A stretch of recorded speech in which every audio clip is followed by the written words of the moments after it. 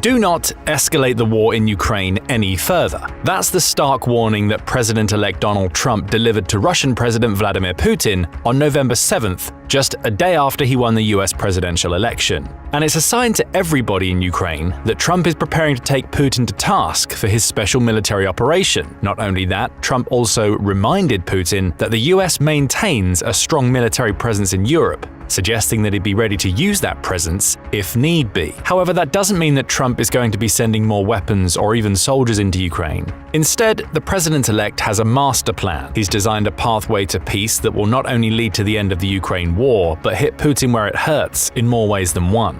If Trump's plan comes off, he could decimate the Russian economy for years to come, leaving the country a shadow of its former self as it tries to recover from the damage Putin's policies have caused. By pushing for peace, Trump is setting Putin up for a major fall. The question we'll answer in this video is simple: how? Trump's plan is filled with economic masterstrokes that will ultimately play out in Ukraine's favor, destroying Putin and the Russia he wants to create in the process. Does that sound difficult to believe? If so, remember that during Trump's first stint as US president, he took a bullish approach to dealing with Putin, even when others in Europe were trying to work alongside Russia's leader. A perfect example comes from his reaction to the Nord Stream 2 pipeline. In July 2018, Reuters reported that Trump went on the attack in Europe, criticizing several European countries for cozying up to Russia. Germany was the main target of Trump's ire. He claimed that Germany's approval of a Baltic Sea gas pipeline with Russia would leave Germany a captive of Russia. How? Well, Trump argued that Putin was making Germany ever more dependent on its gas against the backdrop of Berlin dropping its defense spending to less than 1% of its GDP. So not only was Germany getting weaker militarily,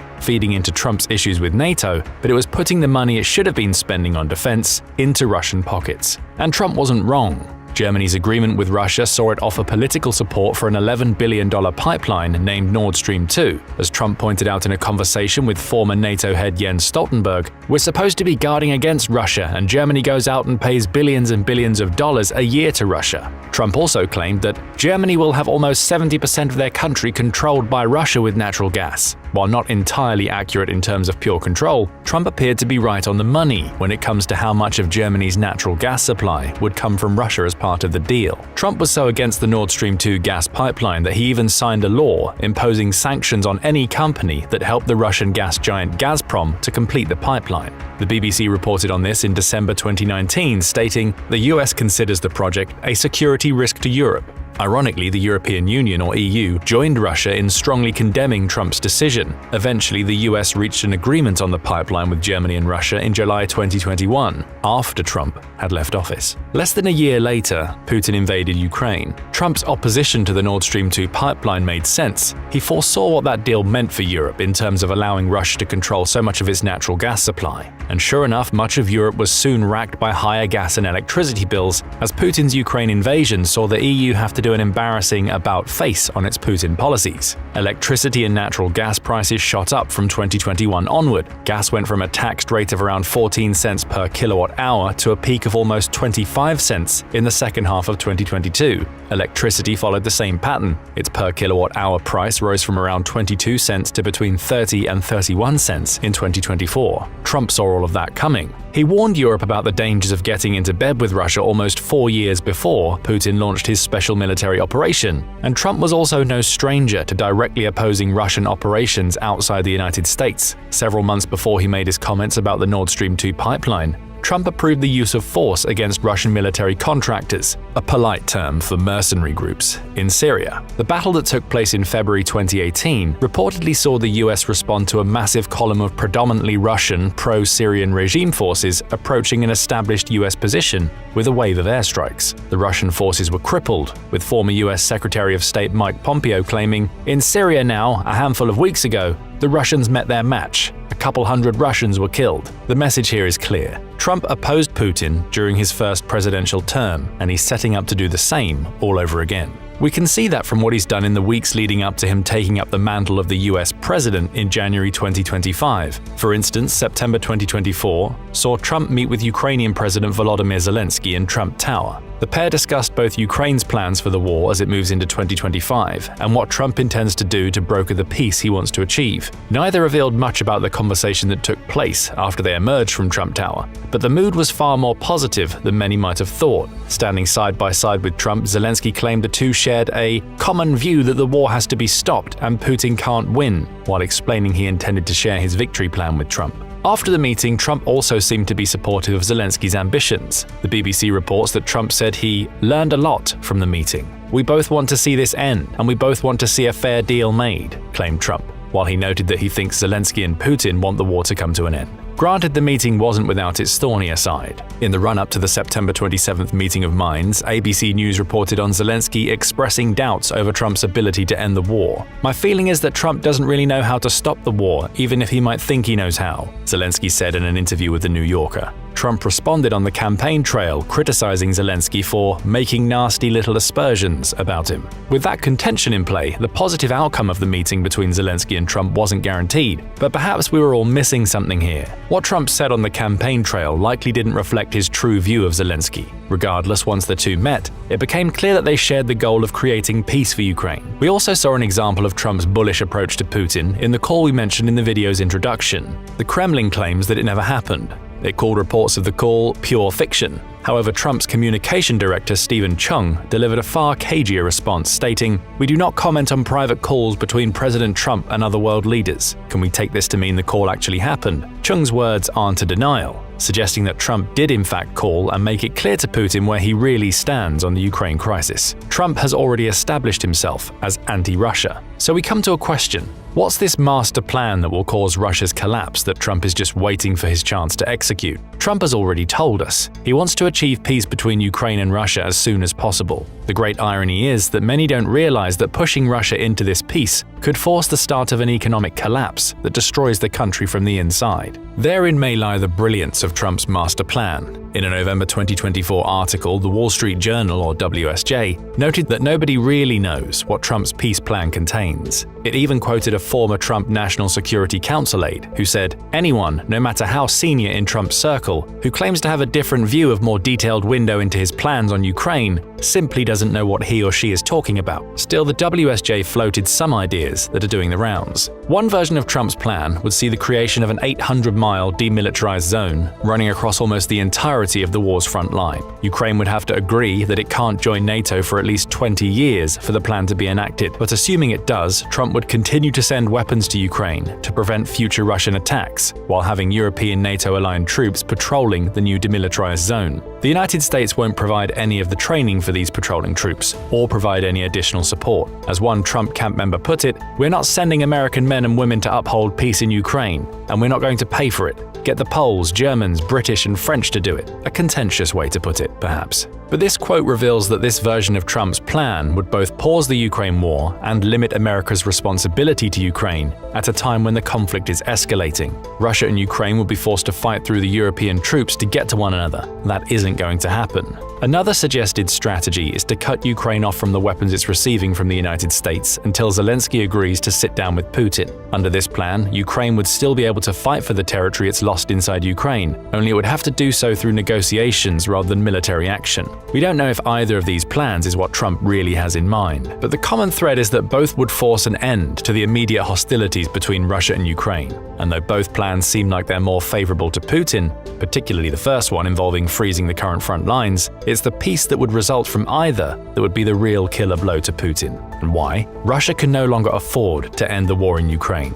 and Trump knows it. Right now, a huge portion of Russia's economy is being driven by Putin's special military operation. All of this is happening while Putin and his cronies are still being impacted by the raft of sanctions the US and much of Europe put in place when Russia invaded Ukraine. In a February 2024 article for The Conversation, Lancaster University Management School economics professor Dr. Renaud Foucault laid out the precarious position in which Russia now finds itself. He noted that sanctions had helped to push Russia's GDP to around 7% lower than pre-war forecasts suggested it would be. The only reason it isn't even lower than that, and the reason why Russia hasn't collapsed economically already, is that war is proving to be very good business for Moscow. Dr. Foucault notes that Russia's economy was far from diverse even before the war. Natural resources, primarily oil and gas, were its main sources of income, and both have been affected by sanctions. At the 2-year point of the Ukraine war, the country found itself spending a staggering 40% of its governmental budget on the war. Total military spending was also believed to have hit around 10% of Russia's GDP for 2023.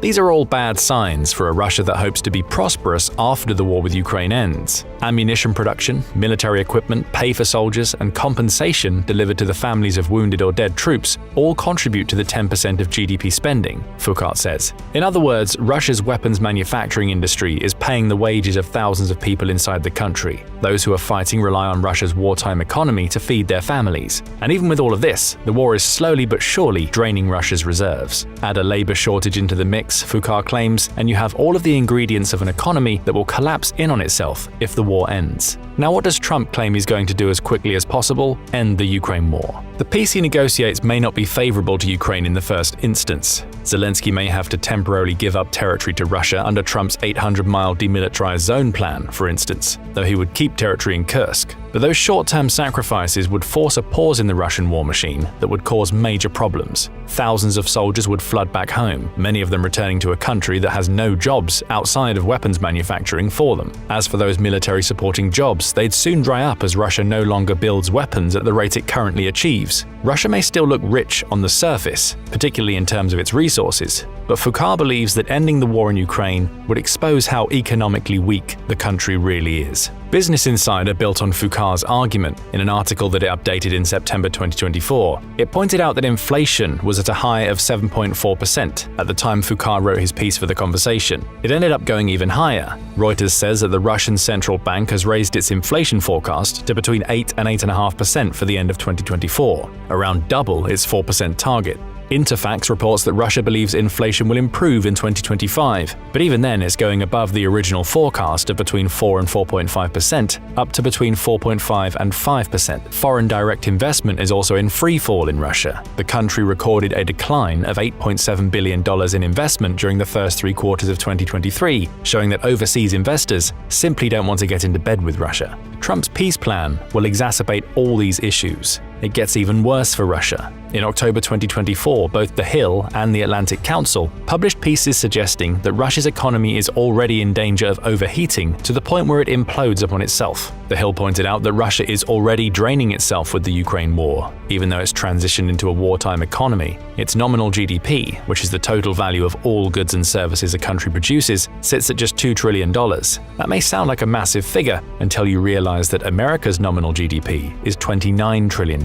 The Hill calls Putin bereft of money, claiming that his only options are to either plead to broader society to make concessions to his regime in return for the resources Russia provides, or to push on with the war.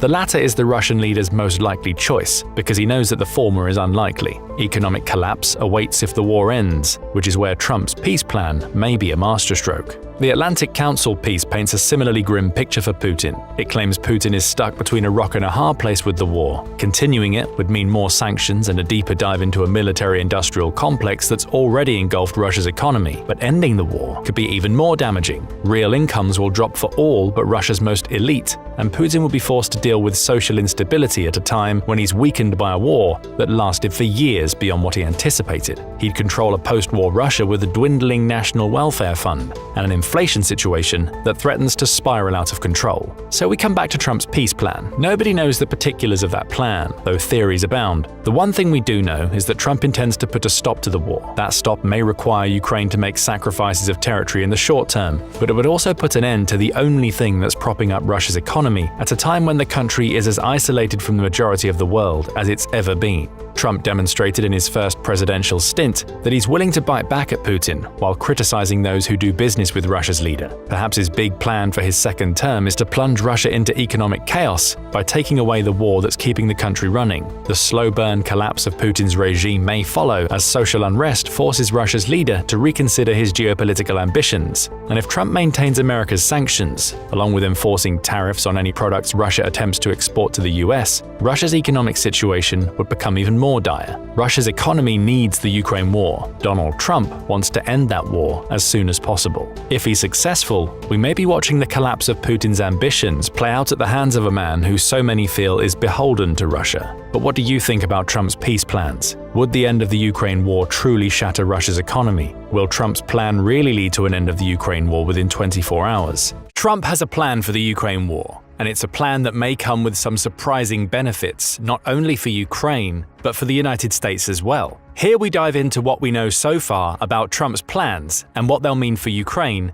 the US, and Russia. We start with a key question. Why is Donald Trump so intent on ending the Ukraine war quickly? On the surface, the answer may appear obvious. Ending the Ukraine war would help bring peace to Europe and allow the US to quell Russian President Vladimir Putin's expansionist desires. Hundreds of thousands of lives would be saved, not to mention billions of dollars in military aid to Ukraine. That's the combined humanitarian and financial view of the peace plan, perhaps, but the real reasons Trump is so intent on peace run a little deeper. First, we need to consider that Trump has come to power in part because he appeals to a large US isolationist base. Foreign Affairs highlighted this in a September 2024 article in which it claimed that internationalists, both at home and abroad, worried about Trump becoming president again. They fear that Trump will take steps to dismantle the liberal order that the United States and its allies have built and defended since World War II. Though melodramatic, the statement does hint at the possibility of Trump choosing to limit America's involvement in NATO, for example. After all, Trump has raised the possibility of leaving the Collective Defense Organization before. However, those claims were made more in response to America's NATO partners failing to pay their way,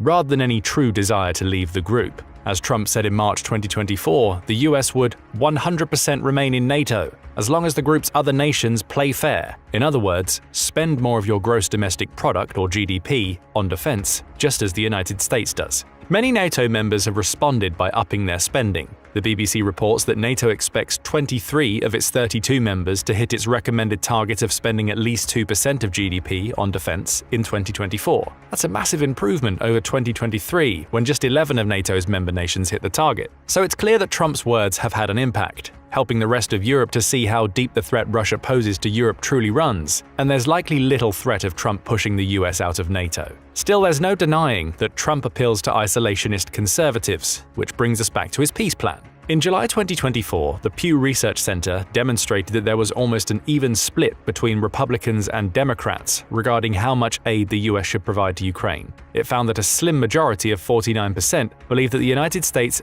doesn't have a responsibility to help Ukraine defend itself against Russia. Republicans tended to agree with this viewpoint more than Democrats, with 62% of the former saying that the US shouldn't be helping Ukraine, compared to 38% of the latter. There's a clear sentiment being expressed here. Many of Trump's supporters think the US doesn't have a responsibility to help Ukraine. So one of the reasons Trump is so adamant about enforcing his peace plan is that it provides a route out of the Ukraine conflict for the US. Ending the war would mean reducing the chances of the US having to get directly involved, in addition to potentially minimizing the amount of military aid it's providing to Ukraine. That will play well with the president-elect's base, as well as serving the desires of a slim majority within the US. However, isolating the US is far from the only reason Trump wants to create a peace plan, and most likely not the main reason. In April 2024, former Lieutenant General Keith Kellogg and Fred Fleitz, both of whom served in the National Security Council during Trump's first presidential term, wrote a research paper for the America First Policy Institute, or AFPI. Though the AFPI isn't a bipartisan organization, the paper it published revealed some insights into how Trump and his incoming administration may be thinking about the war. And through that insight comes some more reasons why Trump wants to push his peace plan through. First, Kellogg and Fleitz believe that President Joe Biden's decision during the early stages of Putin's special military operation doomed Ukraine from the start. It specifically focuses on the Ukrainian counteroffensive launched in the fall of 2022, which failed to reclaim the territory Ukraine lost in the first few months of the invasion. Ukraine's counteroffensive ran out of steam by the fall of 2022 because the United States and its allies failed to provide the country with the weapons it needed to continue the fight to reclaim its territory, the paper claims. It also notes that America lacks any sort of defense treaty with Ukraine and has constantly placed limits on how Ukraine can use the weapons it provides. While the paper says Biden was correct in keeping American troops out of Ukraine, it criticizes the outgoing president for not doing enough to help during the war's early stages. As a result, Putin was able to bed his troops into Ukraine and create the meat grinder war we see today. The US, the paper argues, acted too little and too late, creating an unwinnable situation for Ukraine. It even suggests that President Biden was prepared to give up on the prospect of saving Ukraine,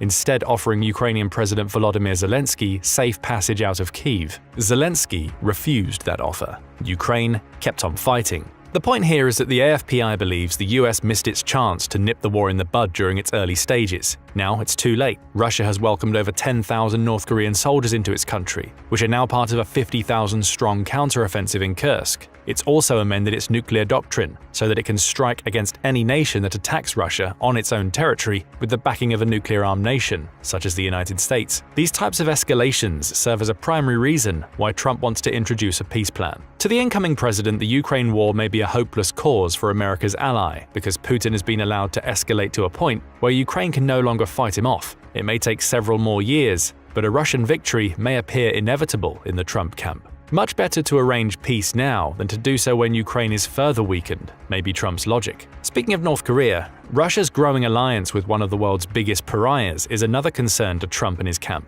As the AFPI points out, a prolonged war in Ukraine also risks deepening the alliance between Russia, China, Iran, and North Korea, which has been strengthened by the conflict. The report isn't wrong. All three of those countries have developed stronger ties with Russia as a result of the Ukraine war, with North Korea being a particular winner. In June 2024, it signed a cooperative defense pact with Russia that guarantees each country will come to the other's aid if one is ever under attack. Russia has already put that pact to good use by transporting the previously mentioned 10,000 North Korean soldiers into Russia. And beyond that official pact, North Korea has also sent at least 8 million artillery shells to Russia to allow Putin to continue his constant bombardments of Ukrainian fortifications and cities. Iran and China, though not having signed any cooperative defense pacts with Russia, have also seen their ties to Putin strengthen. All three countries took part in joint naval drills in March 2024, a month before the AFPI paper's publication, and both Iran and China are supplying Russia in different ways. The Arms Control Association says Iran agreed to a deal with Russia to send hundreds of missiles Putin's way in October 2023. Those missiles would add to the 3,000 Shahid drones Russia has received from Iran. China is also believed to have started supplying weapons to Russia as of September 2024, amidst the appearance of what one Western official called clear evidence when speaking to Sky News. Even without weapons, China has served as a great outlet for Russian oil that Putin can no longer sell in Europe. It's also provided the Russian state with dual-use components that Russia can use to keep its weapons in good condition or build more, without China directly offering lethal armaments itself. There are now even suggestions that China, Russia, Iran, and North Korea are uniting to become a new axis of evil, akin to that formed by Germany, Japan, and Italy during the Second World War. Dubbed Crink, this new axis is anti-West and would allow all four nations to strengthen each other against the United States. The America First report claims that a hostile policy towards Russia not only needlessly made it an enemy of the United States, but it also drove Russia into the arms of China, which led to the development of this axis. Trump's peace plan may not be capable of eliminating the new axis of evil, but he'll hope that brokering peace between Ukraine and Russia can also soften relations between the US and Putin's regime,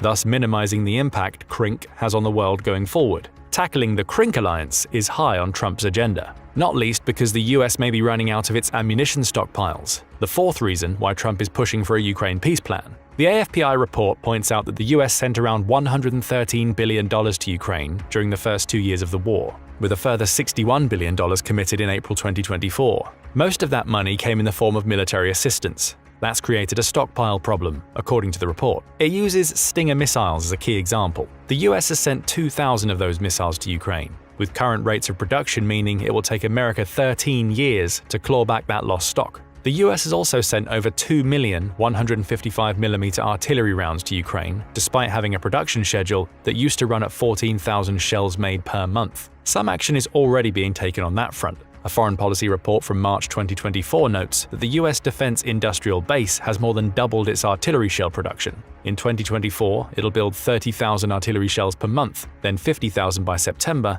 and hopefully raise this to 100,000 per month by the end of 2025. Still, it's clear there's a stockpiling issue in the US. The AFPI report's authors aren't the only people to point out this ammunition problem. Foreign Policy says the Defense Department asked for $1.2 billion less for conventional precision-guided munition production for 2025. It accuses the Pentagon of kicking the can down the road, with promises it'll buy more munitions next year. That may not be soon enough for Trump. given how much of a drain the Ukraine war has been on America's military resources, especially when Trump looks set to make relations between the US and China tenser with the introduction of more tariffs. Trump is expected to ramp up the already hefty tariffs the US places on many Chinese products, with Reuters reporting that those tariffs may go as high as 40% in 2025. The problem here is that decisions like this make relationships between the US and China fraught, and with China potentially planning to invade Taiwan at some point in the next couple of years, America's stockpile problem is cast into an even harsher light. As the Center for Strategic and International Studies says,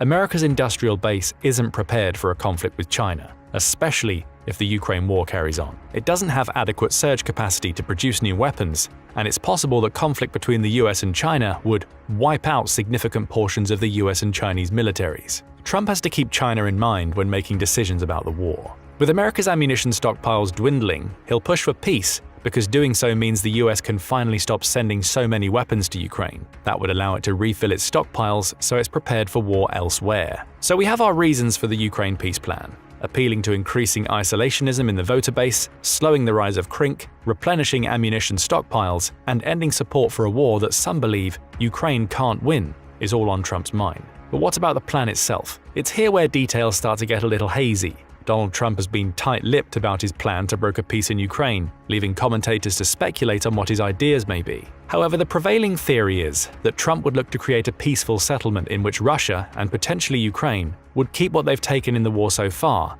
and then be separated by a demilitarized zone. It's somewhat similar to the concept to the zone that separates North and South Korea, with that zone also being patrolled by NATO soldiers to ensure neither side tries to break through. Trump's Vice President J.D. Vance lent credence to these rumors during a September 2024 interview on The Sean Ryan Show. The New York Times quotes Vance as saying that Trump would sit down with leaders from Russia, Ukraine, and the rest of Europe, saying, "You guys need to figure out what a peaceful settlement looks like." Trump's vice president then outlined a potential plan in which Russia would retain the land it's claimed in Ukraine so far before the establishment of a demilitarized zone across the current front lines. Presumably, this would also mean that Ukraine retains the territory it's captured in Kursk, assuming it still has it by the time the peace talks start. Ukraine's side would then be heavily fortified to guard it against future Russian invasion, Vance claims. Ukraine would also have to make concessions in this plan. It doesn't join NATO. It doesn't join some of these sort of allied institutions, Vance told Ryan. I think that's ultimately what this looks like. The Economic Times followed up on this potential plan with a report in November 2024. It says the buffer zone would be about 800 miles long, covering the current length of the front line, and would be patrolled by a combination of European and British troops. These soldiers would act in neutral capacity, showing favor to neither Russia nor Ukraine. Interestingly, there's no mention of American soldiers being sent to the buffer zone. The US might provide training and other support, but it won't make any contribution to troop numbers. As one Trump camp member put it, "We're not sending American men and women to uphold peace in Ukraine, and we're not paying for it. Get the Poles, Germans, British, and French to do it." However, the United States would commit to bolstering Ukraine's defensive capabilities under Trump's plan, according to the Economic Times, though at the price of Ukraine postponing its ambitions to join NATO for 2 decades. That's likely because Trump is wary of a second Russian invasion triggering Article 5 of the NATO Charter if Ukraine does become a member of the organization. Furthermore, Trump is wary of escalating the conflict between Russia and Ukraine and Russia's conflict with the US any further. Allowing Ukraine to join NATO might be seen as an escalatory move, given that the implication would be that the organization's 32 member nations would more directly come to Ukraine's aid in the event of a second invasion. In short, Trump wants to broker a peace that minimizes the threat of the West, the US in particular, being pulled into World War III. The good news for Ukraine in this plan is that Trump isn't saying that Ukraine could never join NATO. Yes, it would have to wait at least 20 years, but NATO membership in the future is on the table. Perhaps the 20-year wait is designed to ensure NATO membership doesn't lead to an immediate resumption of hostilities. As macabre as it might be to say, Trump may also be considering the likelihood that the 72-year-old Putin will have died by the end of that 20 years, with whoever succeeds him perhaps being friendlier to Ukraine. While this peace plan may look solid on the surface, there are issues on both sides to consider.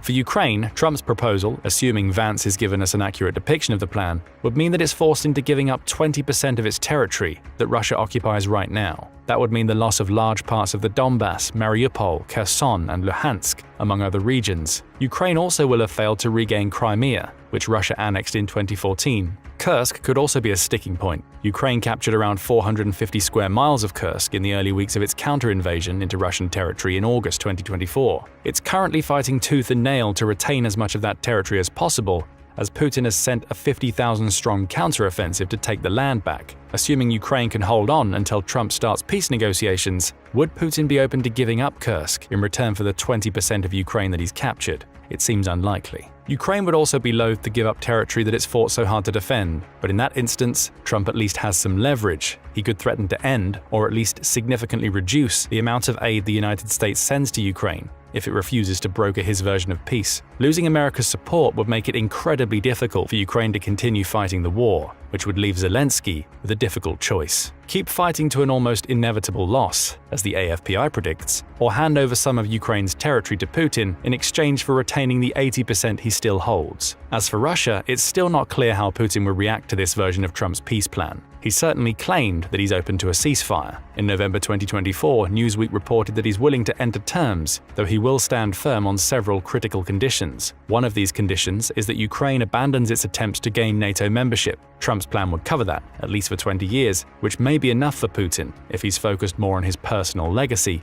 than the future of Ukraine and Russia after he's gone. The second condition is that Putin would rule out making any significant concessions to Ukraine. That could be a sticking point if the demilitarized front line Trump proposes includes Kursk. As we've mentioned, it's unlikely that Putin would want to hand any part of the Russian Federation over to Ukraine. So Putin may negotiate to regain the territory Ukraine has claimed in Kursk while keeping what he's claimed in Ukraine so far. Therein lies another sticking point. How much of Donetsk, Kherson, Luhansk, and Zaporizhia does Putin want? Russia has asserted that it wants to integrate all 4 regions entirely into the Russian Federation. The problem is that for all Putin's efforts during 2024, Russia only controls between 70 and 80% of the territory of those regions combined. Ukraine still holds under 10,000 square miles across all 4 regions, which Putin may want to feed into his maximalist agenda. Relinquishing the territory he's yet to capture but wants to make part of Russia may be a concession too far for a Russian president who's barely willing to make any. However, there's a chance that Putin would relent. Newsweek notes that its information comes from a quintet of existing and former Russian officials, 3 of whom say Putin might negotiate. The specific divisions of these 4 regions could come under the microscope, with Putin perhaps being flexible. Ukraine offering Kursk in return for keeping the 10,000 square miles Russia has yet to take could be enough. Putin would get to claim a significant Russian victory, both in terms of defending his country and taking a large portion of Ukraine through his special military operation. So the success of Trump's peace plan may come down to whether Putin wants total annexation of these 4 regions and if Ukraine is willing to give them up if he does. After listening to all of this, you may start to believe that Trump's plan is surprisingly Putin-friendly. It's somewhat similar to the peace plan Putin claims he proposed shortly after launching his invasion. According to Chatham House, that plan would have seen Russia cement its territorial gains in Ukraine back in 2022, akin to Trump's proposal now. But that plan came with other caveats, including Ukraine limiting the size and strength of its military and assuming a position of permanent neutrality in return for Moscow's security guarantees. In other words, Ukraine would have to weaken itself forever to ensure Russia doesn't invade again. Trump's plan incorporates the territorial issues and a potential NATO concession that would ensure neutrality. However, the addition of a demilitarized zone and an American commitment to fortifying Ukraine runs counter to what Putin likely really wanted in his proposed 2022 peace plan, a chance to regroup and arrange a secondary invasion later. It's also important to point out that Trump is far from Russia-friendly. For instance, he approved the provision of lethal arms, including rocket launchers, rifles, and Javelin missiles, to Ukraine during his first stint as president in the wake of Russia's Crimea annexation. Those weapons proved exceptionally useful to Ukraine during the early stages of Putin's special military operation. He also provided a $250 million assistance package, including night vision gear, medical equipment, and radar systems, albeit after freezing and unfreezing the package amidst political wrangling. Trump was also the leading voice against the development of the Nord Stream 2 pipeline, going so far as to approve sanctions on any company that assisted Russian gas giant Gazprom on the pipeline. He argued that the 764-mile pipeline would turn Germany into a hostage of Russia at the time. Though that pipeline eventually received US approval several years later, Trump's opposition shows that he's far from a man who'll kowtow to Putin. His approval of an airstrike against Russian mercenaries operating in Syria in 2018 is further proof. Trump's strike killed between 200 and 300 Russian mercenary fighters. Given how prevalent these types of mercenary groups have proven to be in the Ukraine war, you could reasonably say that any strike against them is a strike against Russia itself, and Trump approved such a strike. So Trump's peace plan may seem like it's making concessions to Russia in Ukraine, But the reality, at least from the Trump camp's perspective, is that the plan is the only way out of providing never-ending support to a war that it believes Ukraine could no longer win. The plan will save Ukraine from further harm and the gradual loss of its territory, Trump believes. It will also do away with the risk of Western powers having to become direct combatants themselves. Trump would argue he isn't making concessions with his plan. He'd say he's ending a protracted stalemate that's costing thousands of lives on both sides of the conflict. But what do you think about Trump's Ukraine peace plan? Will it end up resembling what J.D. Vance implied it would look like during his interview with Sean Ryan? Would Zelensky and Putin be willing to agree a peace that sees Ukraine lose territory and Russia fail to claim as much as it would have liked? In February 2022, Russia's President Vladimir Putin made a decision that shocked the global community. He invaded Ukraine. That war was meant to be a smash-and-grab operation, with Russia rolling in on tanks to secure Kyiv before establishing its rule in Ukraine as a whole. And it almost worked. Russian forces managed to enter Kyiv, albeit briefly, before resistance fighters pushed them back. Then that resistance started gathering steam. Most of the Western world supported Ukraine financially and provided military equipment, giving Kyiv the ability to fight back against Putin's aggression. To date, Western nations have pledged and provided over $380 billion in aid to Ukraine, with more on the way. This wasn't what Putin wanted. What was supposed to be an easy victory has devolved into a multi-year war that looks unlikely to end anytime soon. And yet, rather than withdrawing from Ukraine and accepting that it isn't going to achieve the easy victory it anticipated, Russia keeps pushing forward with the fight. But why? Putin's arrogance. That will be the focus of this video, as we explore how Putin's arrogance has led him into a no-win situation in Ukraine, and how, terrifyingly for the Russian public, Putin's ambition could be the death of his country. But before we dig into how Putin's arrogance will destroy Russia, we need to learn a little bit more about the man. Specifically, what drove him to invade Ukraine in the first place. Whenever he speaks publicly, Putin offers hints to one of the main reasons he invaded Ukraine. He is, if nothing else, a patriot, and he longs for the days when Russia was one of the world's most powerful countries. Putin wants to restore the glory days of the Soviet Union, ignoring all of the internal strife that period caused in his country, and wishes to restore Russia's dominance over the rest of Europe. We can see snippets of this agenda coming through in Putin's February 2024 interview with Tucker Carlson.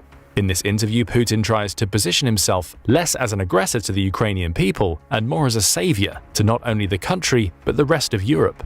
Specifically, he claims that the denazification of Ukraine was one of his main goals with the war, with Putin telling Carlson, "We haven't achieved our aims yet because one of them is denazification."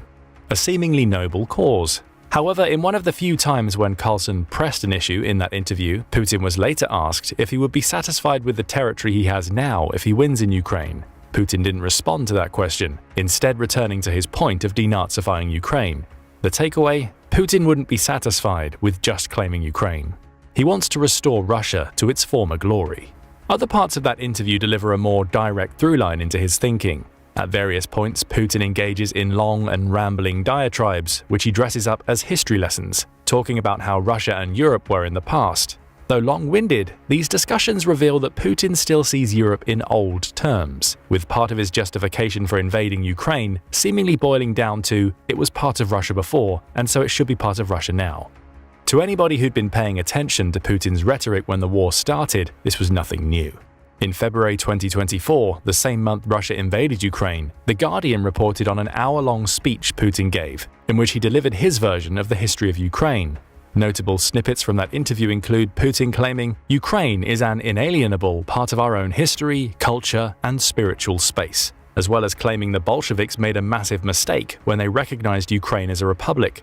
The claims on land kept coming, when he also discussed how ceding territory as part of ending World War I was another mistake, along with lamentations of the loss of territory of the former Russian Empire. By this point, Putin's agenda seems clear. He wants a return to the old Russia. And to some, that may not be a sign of arrogance. It's natural for a patriot to want to see his country reclaim the glory days and take its position as a leader on the global stage. However, Putin's desire to restore Russia isn't driven by his love of country. It's driven by revenge and a desire for personal power.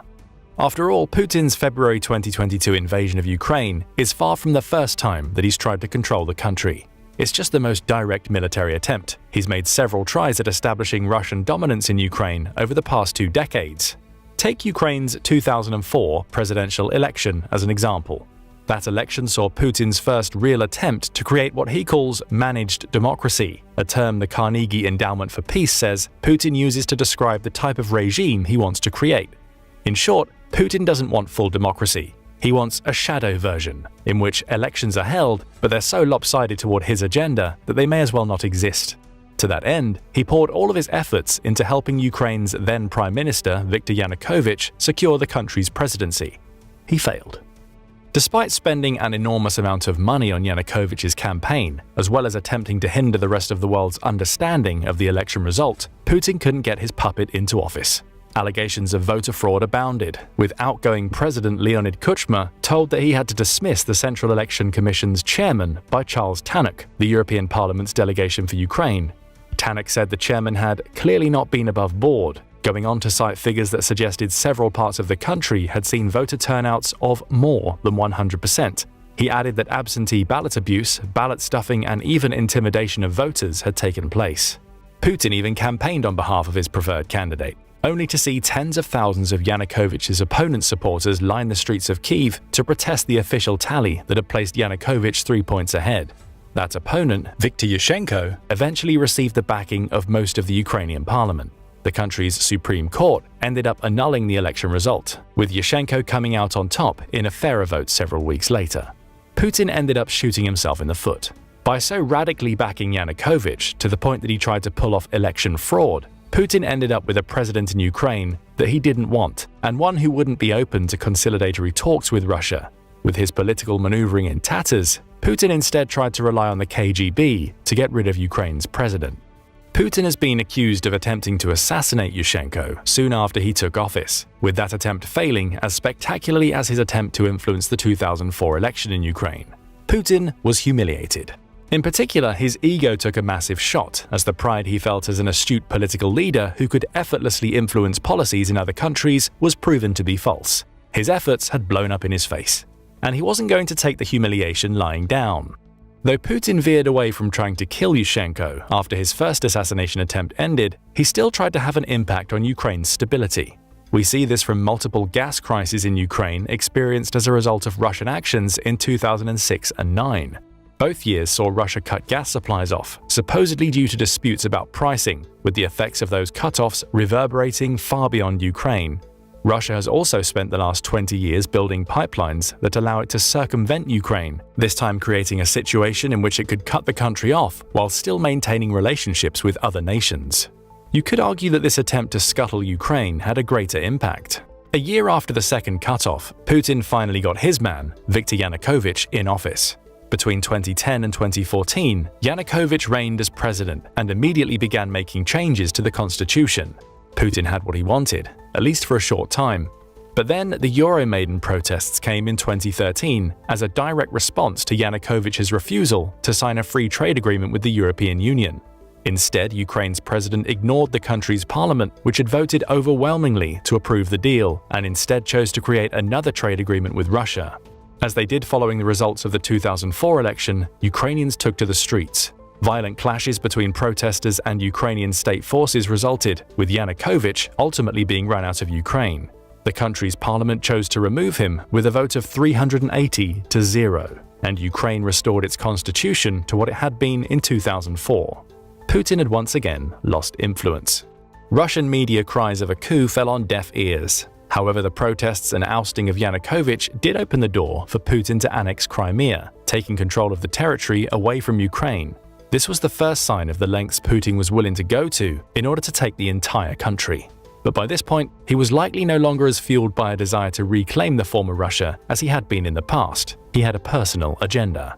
Ukraine had humiliated him multiple times. It had gotten rid of the leader he wanted in power twice and survived even when he cut off gas supplies. Even the annexation of Crimea wasn't the victory Putin was hoping for. Ukraine still carried on, building stronger ties with the West as Putin saw the country slipping further and further out of his grip. His ego couldn't take it. And in his arrogance, Putin decided that he could take Ukraine easier by force rather than accepting the country as an independent state over which he had no real control. In this context, we can start to see the war in a different light. While Putin outwardly claims the war is about denazification and the restoration of the old Russia, internally there's a clear element of personal vendetta at play. Ukraine spent nearly 20 years deflecting Putin's influence, political, economic, and even military, showing Putin to be far less powerful as a political player than he believed himself to be. And that leads us to the third reason why Putin launched his war in Ukraine. Personal power may mean more to him than Russian dominance. Putin became Russia's president in December 1999, following a surprise address delivered by former President Boris Yeltsin. It was a rapid rise to power for a man who had only been appointed as Russia's prime minister 4 months previously, and in May 2000, Putin was inaugurated for his first full 4-year term after just scraping through an election with 53% of the nation's vote. No Russian election has been as close ever since. Putin won with 71.9% of the vote in 2004, with the next election taking place 8 years later, despite Russia supposedly having 4-year terms. That one was a little closer, with Putin taking 63.6% of the vote, though his nearest competitor, Gennady Zyuganov, only racked up 17.8%. 6 years later, Putin won another election, this time with 76.69% of the vote, with the most recent 2024 election seeing him take 87.29%. This is Putin's managed democracy in action, a system where he appears to compete with other candidates in elections that some accuse of being rigged. Putin has now tallied 24 years as the president of Russia, with no end in sight, and he'll likely try to maintain that position for the rest of his life. But what's interesting here isn't necessarily the possible rigging of elections over the last 24 years. Rather, Putin has also used war on multiple occasions to justify his position as Russia's leader. Open Democracy notes one theory that suggests the second Chechen campaign of 1999 helped Putin achieve his rapid political ascent. From previously being a relative unknown in Russian politics, he rose to become the president less than a year after that campaign, gaining a ton of popular support in the process. While the organization claims that theory likely isn't correct based on opinion polls at the time, Putin himself may believe that being seen as a strong wartime leader helped him to take the reins of power. Later wars, such as his Georgia campaign of 2008 and the annexation of Crimea in 2014, may have been less about claiming territory for Russia as they were creating a situation in which Putin could be seen as a strong leader. Sow some seeds of chaos and encourage the people to back their current leader ahead of anyone who might challenge him. Whatever the case may be, it's clear that Putin's arrogance has led him to believe that he is the only leader that Russia can rely on. He does everything he can to maintain power, with his 2022 invasion of Ukraine possibly being the latest attempt by him to stir up national pride so he keeps himself where he wants to be. And it appears to have worked, at least if you believe Russia's 2024 election results are legitimate. By this point, it's clear that Putin's arrogance is fueled by a combination of his desire to return Russia to its former glory and a need to be seen as the man who did it, a personal vendetta against Ukraine, and his thirst for power. But what Putin doesn't realize is that very arrogance may have placed Russia on the edge of destruction. Let's start explaining why by taking a closer look at the impact the Ukraine war has had on Putin and Russia as a whole. Putin's initial invasion was far from successful. Though Russian troops managed to enter Kyiv, they were repelled in what AP News calls a defeat for the ages. Russia also suffered tremendous losses to its Black Sea fleet and may have lost as many as 342 planes and 325 helicopters, if reports from Ukraine are accurate. Its personnel losses are at least 85,000, with Ukraine claiming they're much higher, which has forced Russia to engage in a war of attrition in which it attempts to wear Ukraine down. That alone has been damaging to Russia. Though the world still views Russia as a strong military power, it's no longer seen as one that can roll over a country that's meant to be substantially weaker than it. Granted, Russia would likely have won in Ukraine already were it not for the international aid that has propped up Kyiv almost since the war began. But Putin's arrogance, in assuming he could take Ukraine in a matter of weeks, has instead revealed Russia's military to be outdated and too reliant on numbers rather than modern equipment and sound strategy. In other words, a stronger country than Ukraine might now feel more confident in its chances of winning a war against Russia in the future.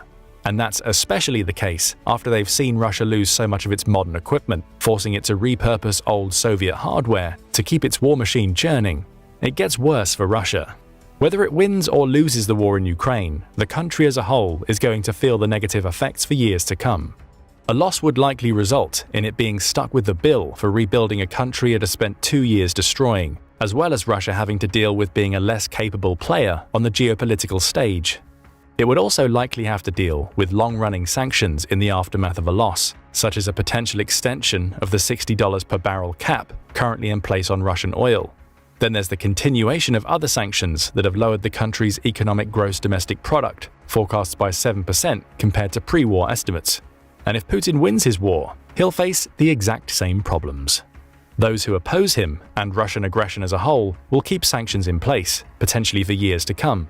He'll also still need to spend big on rebuilding Ukraine. After all, he claims that it should be part of Russia, and he'll want it to be a functioning part, rather than a ghost country that can offer little more than shelled-out buildings.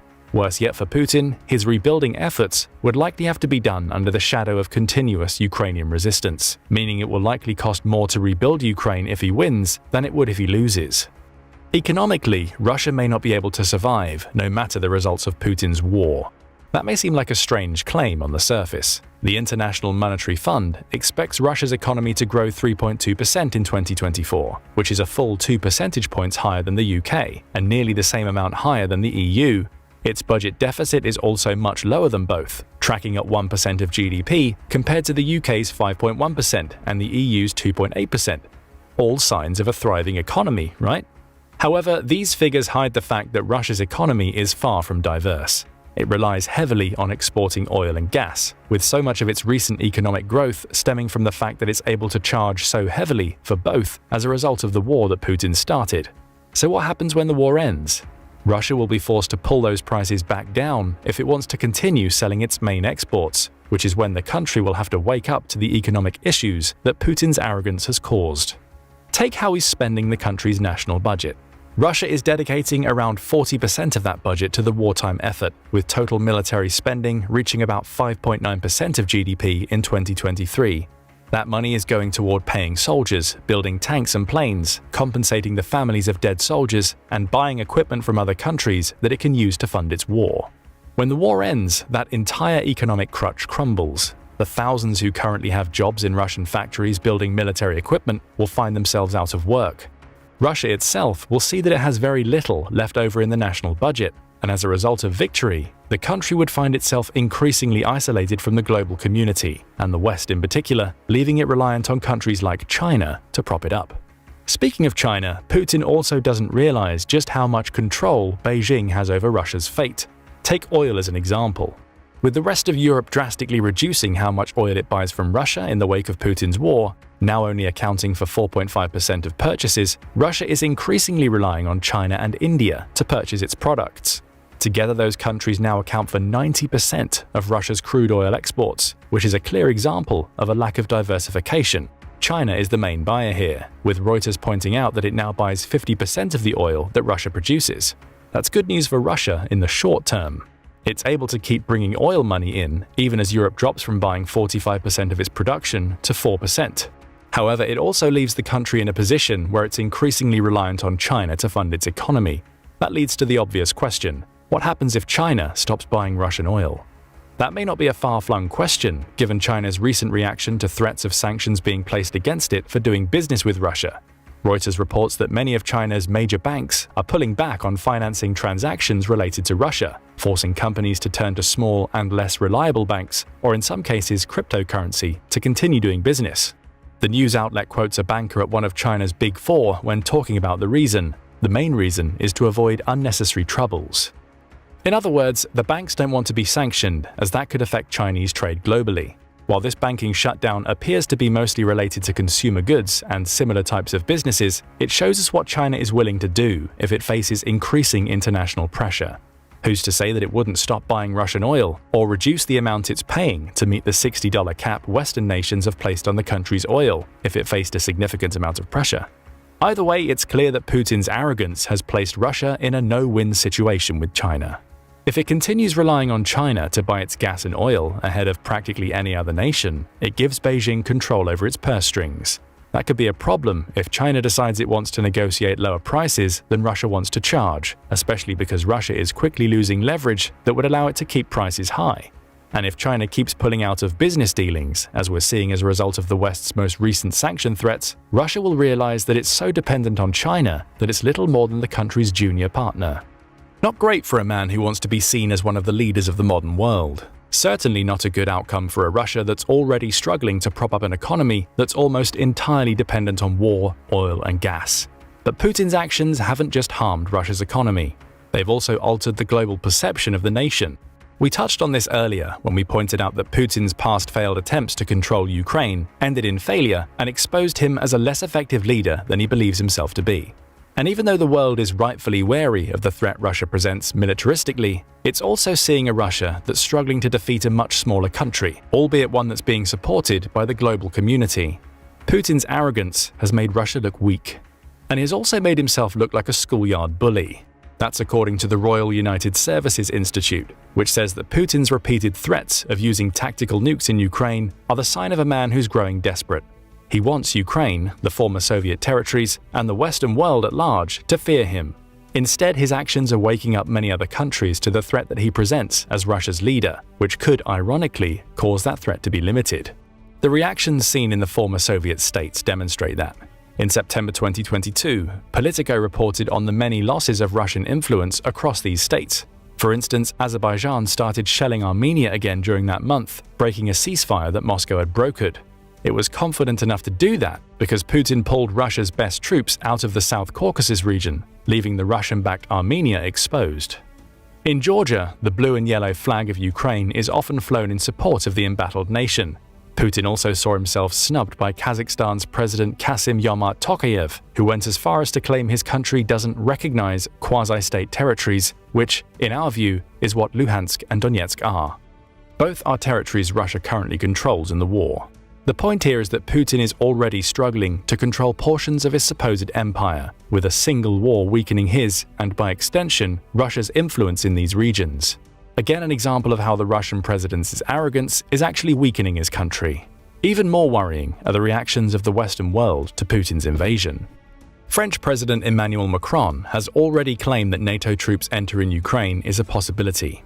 And even though the rest of NATO denies this, Macron hasn't backed down from his comments and even claimed as recently as May 2, 2024, that there's still a possibility that French troops could enter the country. Even the many NATO members who won't commit troops are still sending plenty of aid. The UK recently approved $620 million in aid. With the United States going 100 times bigger, it's approved $61 billion in April. The problem for Russia is that this shows Europe and the Western world at large is slowly waking up to Putin's ambitions. Many countries are now increasing their military budgets in response to Russia's invasion, ultimately meaning they will be able to put up a much stronger fight if Putin tries to coerce or cow them. Far from claiming Ukraine as a great victory for Russia, Putin has galvanized Europe to the point where it will now be much harder for him to achieve his ambitions of returning his country to its Soviet-era glory days.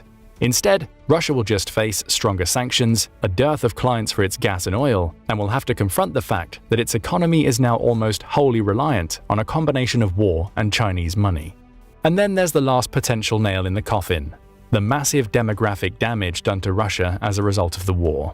Russians are leaving their home country at a rate of hundreds of thousands. The Economist says that the outbreak of war led to an exodus of 300,000 people, with the BBC saying that estimates for the numbers since range from the hundreds of thousands to several millions. That's all happening against the backdrop of an extended demographic crisis that Russia has experienced since the collapse of the Soviet Union. During the Soviet era, the country's birth rate halved due to the uncertainty its people had as a result of economic hardship. Raising those birth rates has been a cause close to Putin's heart since he took power, and he's failed every step of the way. Our World in Data says that Russia saw just 9.6 births for every 17 deaths in 2021. With the war in Ukraine killing so many of Russia's younger people, along with hundreds of thousands, if not millions, more leaving, there may not be much of a Russia left by the time the war is over. All of this adds up to a country in crisis. One that, regardless of how the war in Ukraine ends, is in dire straits economically and in terms of geopolitical positioning. A Russia that's losing people at an alarming rate, and one that, as a result of Putin's arrogance and actions, could find itself playing second fiddle to China rather than rebuilding its empire in the coming years. But what do you think? Will Putin's arrogance truly lead to Russia's downfall? Or will victory in Ukraine give him the launching pad to rebuild what he believes the country has lost? How long would it take for Russia to rebuild in the wake of the war, especially if it loses? Putin's burgeoning Russian empire is collapsing from the inside. To the man who has seemingly made it his life's work to turn Russia into what it used to be, this is a horror story. For more than a decade, he's been trying to claim land for his beloved Russia. The 2008 invasion of Georgia set alarm bells ringing. He followed that up with the 2014 annexation of Crimea, and in February 2022, he launched a full-scale invasion of Ukraine that continues to this day.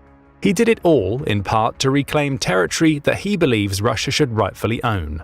But all he's achieved is laying the foundation for the collapse of Russia as we know it, as he has left his country on the brink of civil war. Putin's citizens are turning against him. His position as the strongman of Russian politics is in serious jeopardy. And the worst thing about all of this for Putin, we've seen it all happen before. The collapse of an empire requires a catalyst.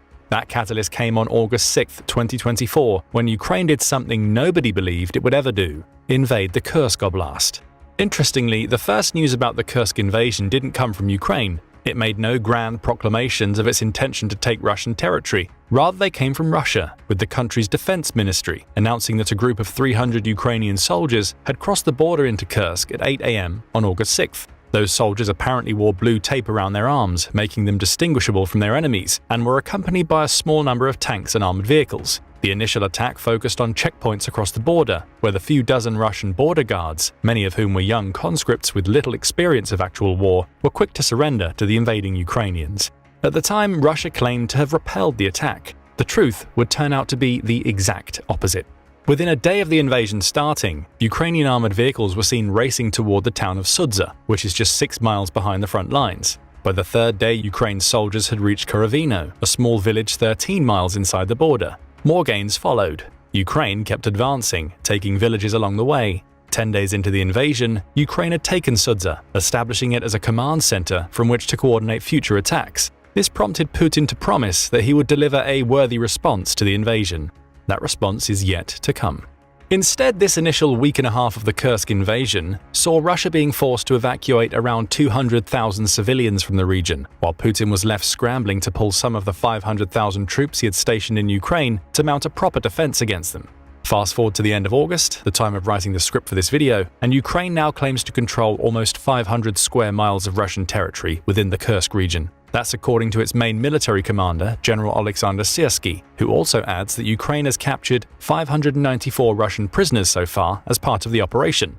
For context, the amount of seized territory is roughly the same size as Los Angeles, according to the LA Times. Further reports, this time from the BBC, claim that Ukraine now controls about 100 Russian settlements within those 500 square miles, each of which can now be fortified against the likely Russian counterattack. The entire invasion has been an enormous humiliation for Putin. For the entire war, he set himself up as the strongman of Russia, a role that many a Russian leader before him has attempted to play: authoritative, decisive, strong enough to do what needs to be done. This was the image Putin hoped to cultivate, and a large part of his success in creating that image lay in his ability to portray Russia as impenetrable. The average Russian citizen wouldn't have to worry about the Ukraine war, he could argue. The entire conflict would take place in Ukraine. At no point would war come to Russia's collective doorstep. The Kursk invasion proved that to be false. And that leads us to a question: why did Ukraine invade Kursk in the first place? It certainly doesn't intend to annex the region and claim it as part of Ukraine, as Putin did with Crimea back in 2014. Though Ukraine is pouring more and more troops into the region, with Forbes saying it has plans to send 15,000 soldiers along with a pair of air assault brigades, those soldiers aren't tasked with turning Kursk over to Ukrainian hands. The taking of territory in Kursk does not signify the start of a larger invasion that will see Putin's empire crumble as a result of him losing country to invading Ukrainians. Zelensky's intentions are a little more complex than that. One interpretation is that the Kursk invasion is supposed to act as a diversionary tactic. Ukraine hopes that forcing Russia to divert troops to Kursk will relieve pressure on the beleaguered Donbas region in Ukraine, where Putin has focused most of his attacks in 2024 and where Russia is slowly gaining territory. In particular, Zelensky may have hoped to draw Russian soldiers away from Pokrovsk, which Forbes claims is one of Putin's main objectives in his eastern offensive in Ukraine. If that was the intention, the invasion may have failed in its diversionary goal. On August 28, Forbes reported that Russia had taken the Ukrainian village of Novorodivka, which lies just 5 miles outside of Pokrovsk. Putin is likely setting up for a renewed offensive, and Ukraine's commitment of troops to Kursk could mean that it's less able to mount a sturdy defense in response. Other motives put forward by Harvard University Ukrainian Research Institution fellow Paul Danieri seem to make more sense. Speaking to the University of California, Riverside, he points out that it's not clear exactly how the Kursk invasion will affect the key battles being fought in the Ukraine war. However, it serves other purposes. The invasion's initial success, he says, is clearly a big morale booster for Ukrainians and a political problem for Putin and his military leaders. The latter issue is extremely important in terms of why Kursk could prove to be the catalyst for the collapse of modern Russia. As Danieri points out, Putin took the rare step of appearing on Russian television to dress down his military leaders in front of the entire nation. His intention was clear: continue to project the strongman image that served him so well as Russian leader. The problem lies in what the Kursk invasion has managed to achieve: the shattering of Russia's aura of invincibility. Putin's dressing down of his military leaders took place while Ukraine was taking more territory and thousands of Russians were being evacuated. Putin could no longer hold himself up as the man to protect Russia. Dressing down his military leaders in public may also prove to be a mistake. After all, it raises questions as to why those leaders were appointed in the first place, if they were incompetent enough to allow a Ukrainian invasion. The Russian people may not be able to question Putin publicly, but privately, many are likely starting to doubt the decision-making capabilities of their leader. Therein we find what may be the true motive for the Kursk invasion. Zelensky likely knows that Ukraine can't hold Kursk forever. Russia will launch a counter-offensive at some point. Deputy CIA Director David Cohen says this is practically an inevitability, saying on August 28th, "We can be certain that Putin will mount a counter-offensive to try to reclaim that territory."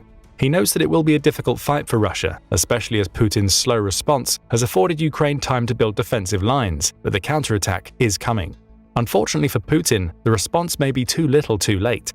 Ukraine has already achieved one of its primary goals of rattling Russia's faith in its militaristic leader. The strongman image is shattered, not only for the Russian military as a whole, but also for the man who leads it. And if everything goes according to plan for Ukraine, the Kursk invasion will serve as both the turning point for the Ukraine war and the beginning of the end for Putin. Of course, that brings us to an obvious question: how? How could the Kursk invasion trigger a civil war in Russia, or at the very least, lead to the burgeoning empire Putin is trying to build collapsing? The answer starts with something to which we've already alluded. The Kursk invasion showcases Putin's military miscalculations. This starts with his failure to reinforce Russia's northern borders with Ukraine, as Putin has poured all of his efforts into the eastern offensive during 2024. That led to the situation we saw on August 6th, when Ukraine's forces were able to easily overcome Russia's border checkpoints. Putin has assigned recent Russian conscript to those checkpoints, none of whom had the experience or ability to fight back against the incoming Ukrainian forces. Worse yet, as retired Russian General Andrei Gurylev, who is a member of the lower house of Russia's parliament, points out, those border soldiers had no intelligence. Regrettably, the group of forces protecting the border didn't have its own intelligence assets, he claimed on the Telegram messaging app. No one likes to see the truth in reports. Everybody just wants to hear that all is good.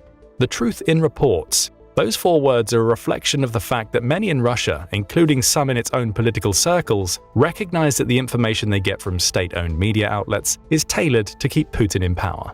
Russia's leader isn't telling his people the truth about what's happening in Kursk, but his attempts to pull the wool over their eyes are failing. After all, they can see the evidence with their own eyes. Russia has lost territory, and the people of Kursk are being evacuated. All of this can be traced back to Putin's military mistakes, both in terms of failing to secure the Kursk border and not providing his troops with the intelligence they needed. Putin made another mistake. He underestimated General Alexander Syrsky. Now Ukraine's top military officer, Syrsky commanded Ukraine's forces in Kharkiv in 2022, leading the country to a victory over the invading Russian forces that played a key role in Russia's failure to secure Kyiv in the early weeks of the war. Syrsky is a man who had the call sign Snow Leopard, and he's also the man who took over from General Valery Zaluzhny after Zelensky ousted his former military leader in early 2024. Putin's mistake lay in assuming that Syrsky would take the same approach as his predecessor when it comes to launching attacks against Russian forces. In 2023, Zaluzhny was the man responsible for organizing a Ukrainian counteroffensive against Russia. That counteroffensive failed, not least because it was so highly publicized that Russia had plenty of time to set up defenses that enabled them to hold the territory Ukraine hoped to retake. Putin got to look like a military genius in front of his people, the man who organized Russia's military to hold off the biggest offensive Ukraine was capable of mustering. But the reality was that Putin's success only came because of Zaluzhny's failings, with Syrsky being a far different beast. Ukraine's new military leader is described as an obsessive planner with iron discipline by Sky News, with Al Jazeera noting that some in Ukraine call him the Butcher.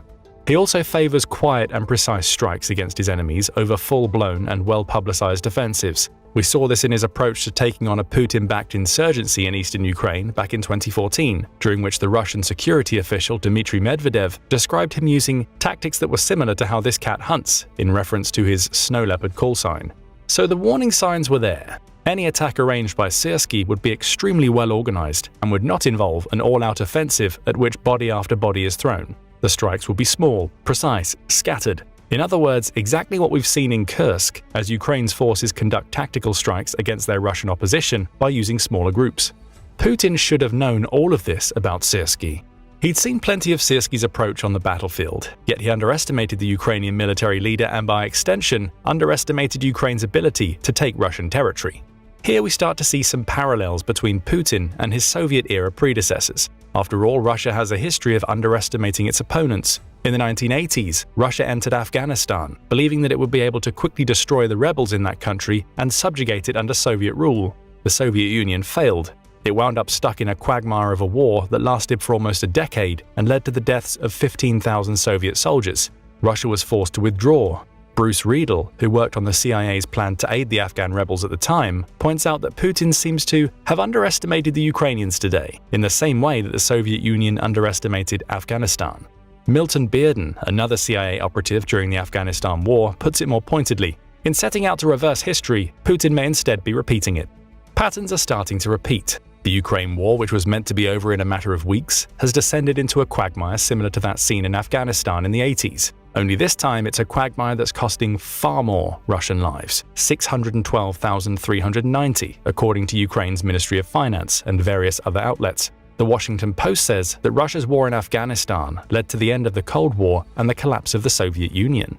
Putin's underestimation of his Ukrainian enemy may be taking him and today's Russia down the very same path. Underestimating his enemy isn't the only way that Putin has undermined his own position.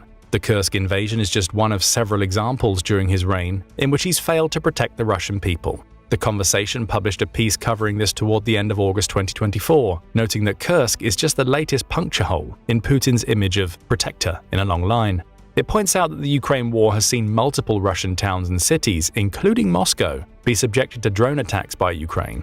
It also draws parallels between the Kursk invasion and another famous Kursk incident, the sinking of the nuclear submarine that bore the oblast's name. On August 12, 2000, around 3 months after Putin first became Russia's president, the Kursk submarine experienced an explosion in one of its torpedo hatches. Most of the submarine's 118-member crew died, though 23 survivors managed to barricade themselves in a compartment of the submarine where they awaited rescue.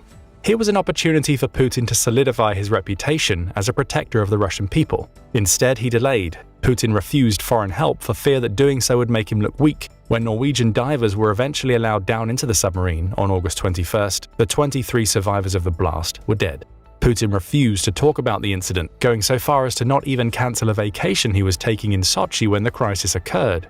A pattern of behavior had been set. On September 1, 2004, a group of 30 armed militants stormed a school in the Russian city of Beslan, taking 1,000 hostages that included children, family members, and teachers. Putin acted a little quicker this time. He ordered special forces to enter the building on September 3rd. A bloodbath ensued. The chaotic battle led to hundreds of the hostages being killed, including 186 children. Both survivors and relatives of those killed sued the Russian government via the European Court of Human Rights, alleging that Putin had mishandled the entire situation. They won. The court ruled that Russia's government had failed to protect the hostages. What does all of this mean? More patterns are emerging. Not only does Putin regularly underestimate the situations he faces, but he often makes the wrong decisions. These decisions have an impact on the Russian people, whether those be the 23 who die in the submarine because he delays, or hundreds dying in a school because he bungles. His mismanagement of the Kursk invasion is yet another example of Putin's failure to protect his people, and it may be the final straw. Again, we see parallels with the Soviet Union, in the sense that as powerful as a leader may be, it's the people who ultimately control the fate of their countries. The fall of the Soviet Union was precipitated by mass protests, such as the April 1991 protest in Minsk's Lenin Square, and the August 1989 protest featuring 2 million people in the Baltic states of Lithuania, Latvia, and Estonia.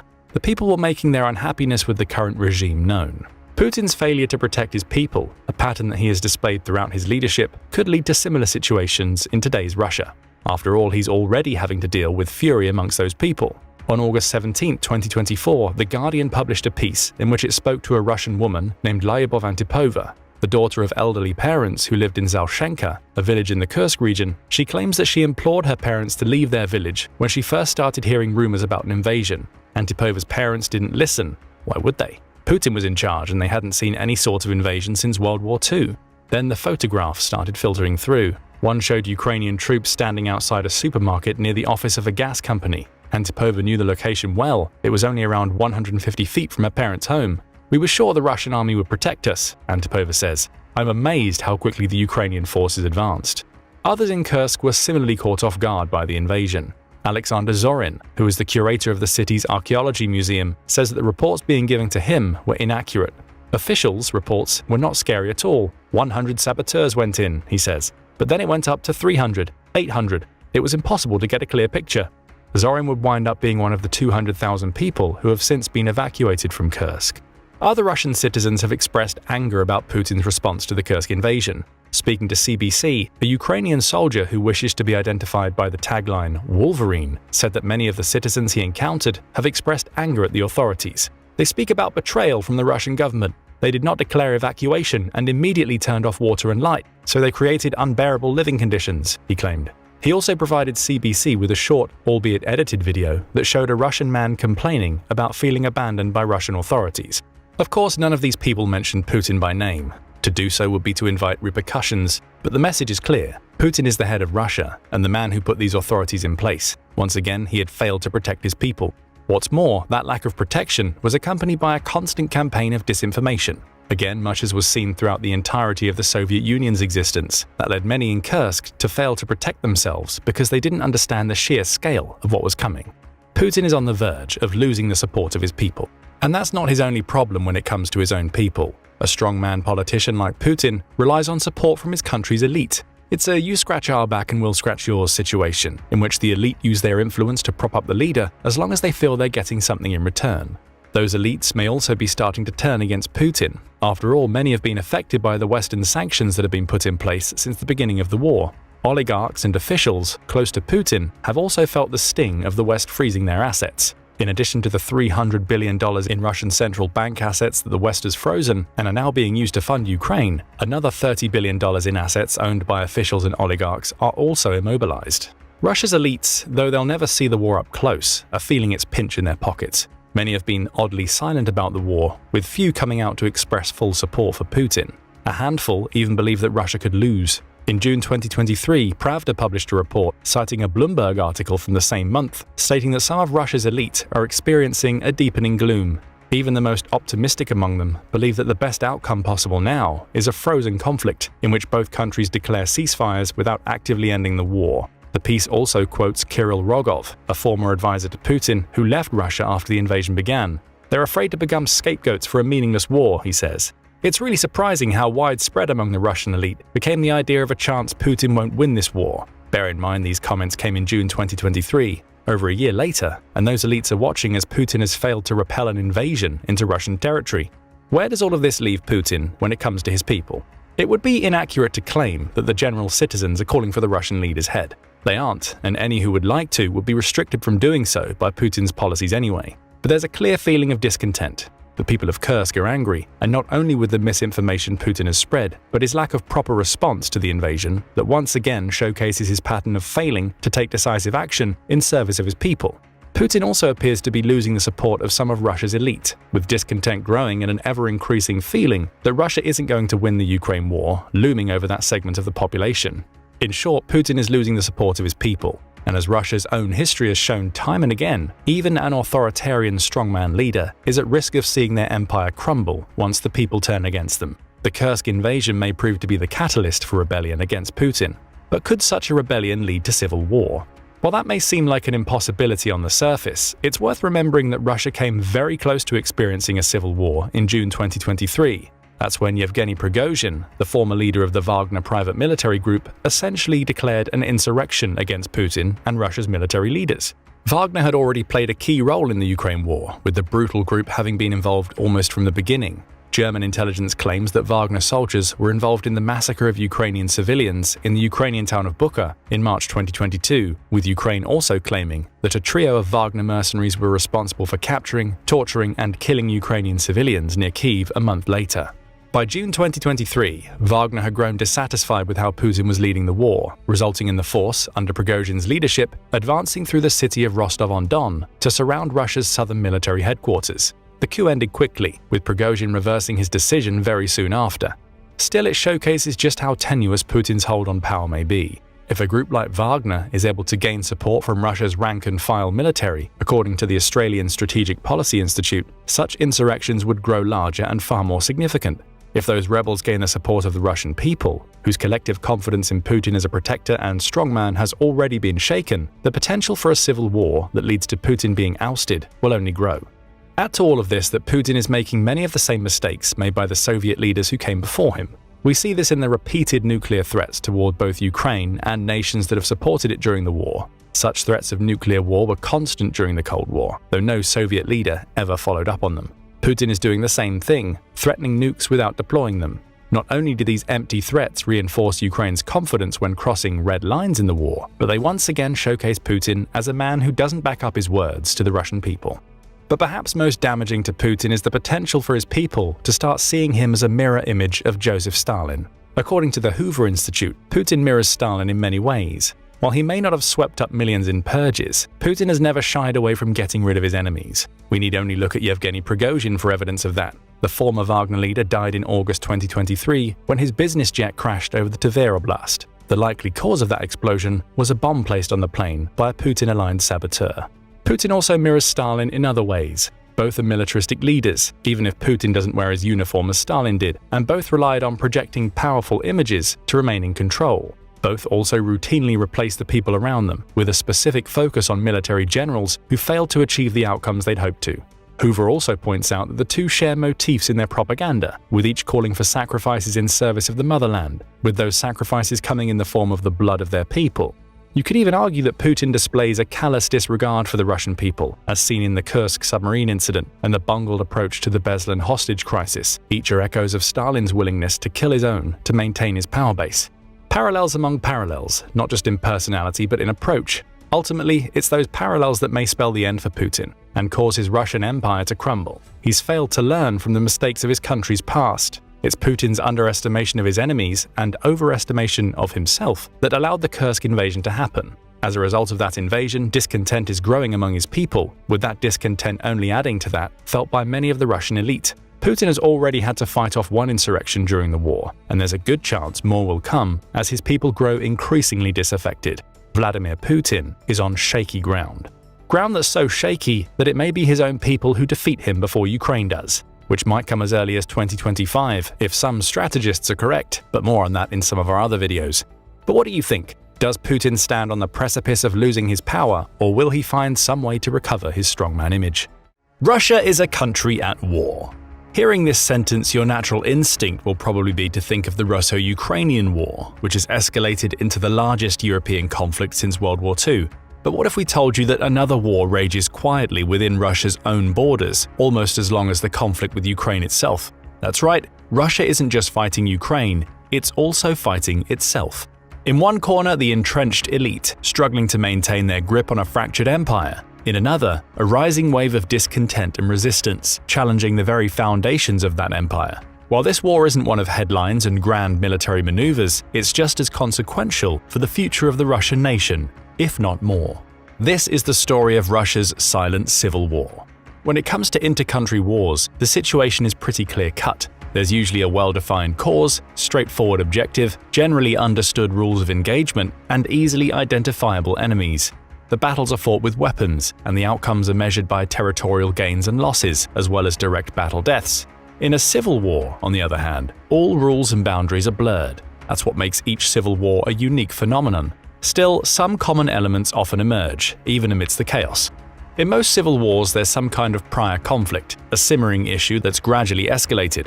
This can be a historical grievance, as was the case with the American Civil War, long-standing political corruption like the one fueling the Syrian War, or deep social and economic inequalities that have been suppressed but never fully addressed, which led to some major bloodshed in conflicts like the Rwandan Civil War. Russia's silent civil war is unique in this regard, as the prior conflict in question is an external one, the ongoing invasion of Ukraine. Russia's military engagement with Ukraine has had profound internal repercussions, creating growing divisions within the country itself. But why? Isn't the invasion of Ukraine just a special military operation aiming to demilitarize and denazify Ukraine, as Russia's President Vladimir Putin put it? Of course not. As soon as Kyiv didn't immediately fall when faced with 190,000 Russian troops and tens of thousands of its vehicles, the so-called special operation became a very real war. A war that fought to strip a democratic country of its very statehood and its people of their identity. But as much as Putin tried to spout a narrative about the historical unity of Russians and Ukrainians, calling them one people, the harsh reality was far different. So the Russian people soon started to catch on. It's not about liberation, it's about domination. And so Russia's full-scale invasion of Ukraine in February of 2022 pushed forward a long-standing decline, one that has been underway for 20 years, in democratic freedoms, media autonomy, and civil society at home. In the words of Konstantin Eggert, an exiled Russian journalist, the war in Ukraine finally allowed Putin and his crowd to introduce a uniform ideology in Russia, which they always dreamt of introducing, but they couldn't do it because they were supposed to play democracy. Sure, this supposed democracy has always been somewhat of a facade, but as the Russian author Grigory Kartashvili, who goes by the pen name Boris Akunin, puts it, Russia was a troubled, chaotic democracy, an interesting country where a lot of things were happening. Now it's become totally Kafkaesque, Orwellian. And in such an autocratic regime, a civil war is almost inevitable, especially considering how poorly the Russian government treats its people. On the one hand, there are soldiers fighting in Ukraine whose role in this war can be best summed up in two words: cannon fodder. Since the beginning of Russia's full-scale invasion of Ukraine, as many as 592,000 Russian troops have either been killed or injured, according to the General Staff of Ukraine's armed forces. That's 10 times more than the total number of casualties of the Soviet Union's decade-long invasion of Afghanistan. Add the thousands of people missing or left behind in Ukraine, and it becomes clear that the human cost of Putin's brutal war is staggering. But how is this possible? Sure, the Ukrainians have been fighting fearlessly, beyond what many could have imagined. They're also supported by Western allies, with the US alone donating over $40 billion in military aid until February 29, 2024. However, the main reason Russia is suffering such heavy losses is Russia itself. Since the invasion started, the Kremlin made one reckless decision after another. First, it was the so-called partial mobilization of the Russian reservists in the fall of 2022, when 300,000 people were forced to join the army, clearly showing how bad the invasion was going only 7 months in. Vice News, a long-form news content unit with the Canadian-American media outlet Vice, visited a Russian theater-turned-draft center, processing some 100 recruits a day to gauge the reaction of those being conscripted. The conscription itself was never the problem. After all, in times of war, mobilizing additional troops is a common practice. The real issue lay in the execution and the underlying conditions that accompanied this mobilization. To start, the soldiers were only given 24 hours to report for duty, a stark contrast to the usual 3 days they previously received to say goodbye to their loved ones. In this scenario, conscripts living in a different city didn't even have a chance to kiss their parents goodbye. And even if their families managed to reach the draft center in time to say goodbye, they were only given 3 minutes to do so. 3 minutes to convey the gravity of their departure, share heartfelt words, and offer an embrace, all while fearing that it might be the last one ever. Still, many conscripts only spoke highly of their duty, either out of true blind faith or fear to speak critically of the war, which has since become a criminal offense. Alexei, a young conscript soldier interviewed by Vice, shared that he felt proud of his country and the fact he didn't shun his duty. He added he was ready to defend his motherland, not doubting for a second that it would emerge victorious. When asked whether he was willing to give his life for his motherland, his answer was affirmative, emphasizing that pride and courage are the most important things.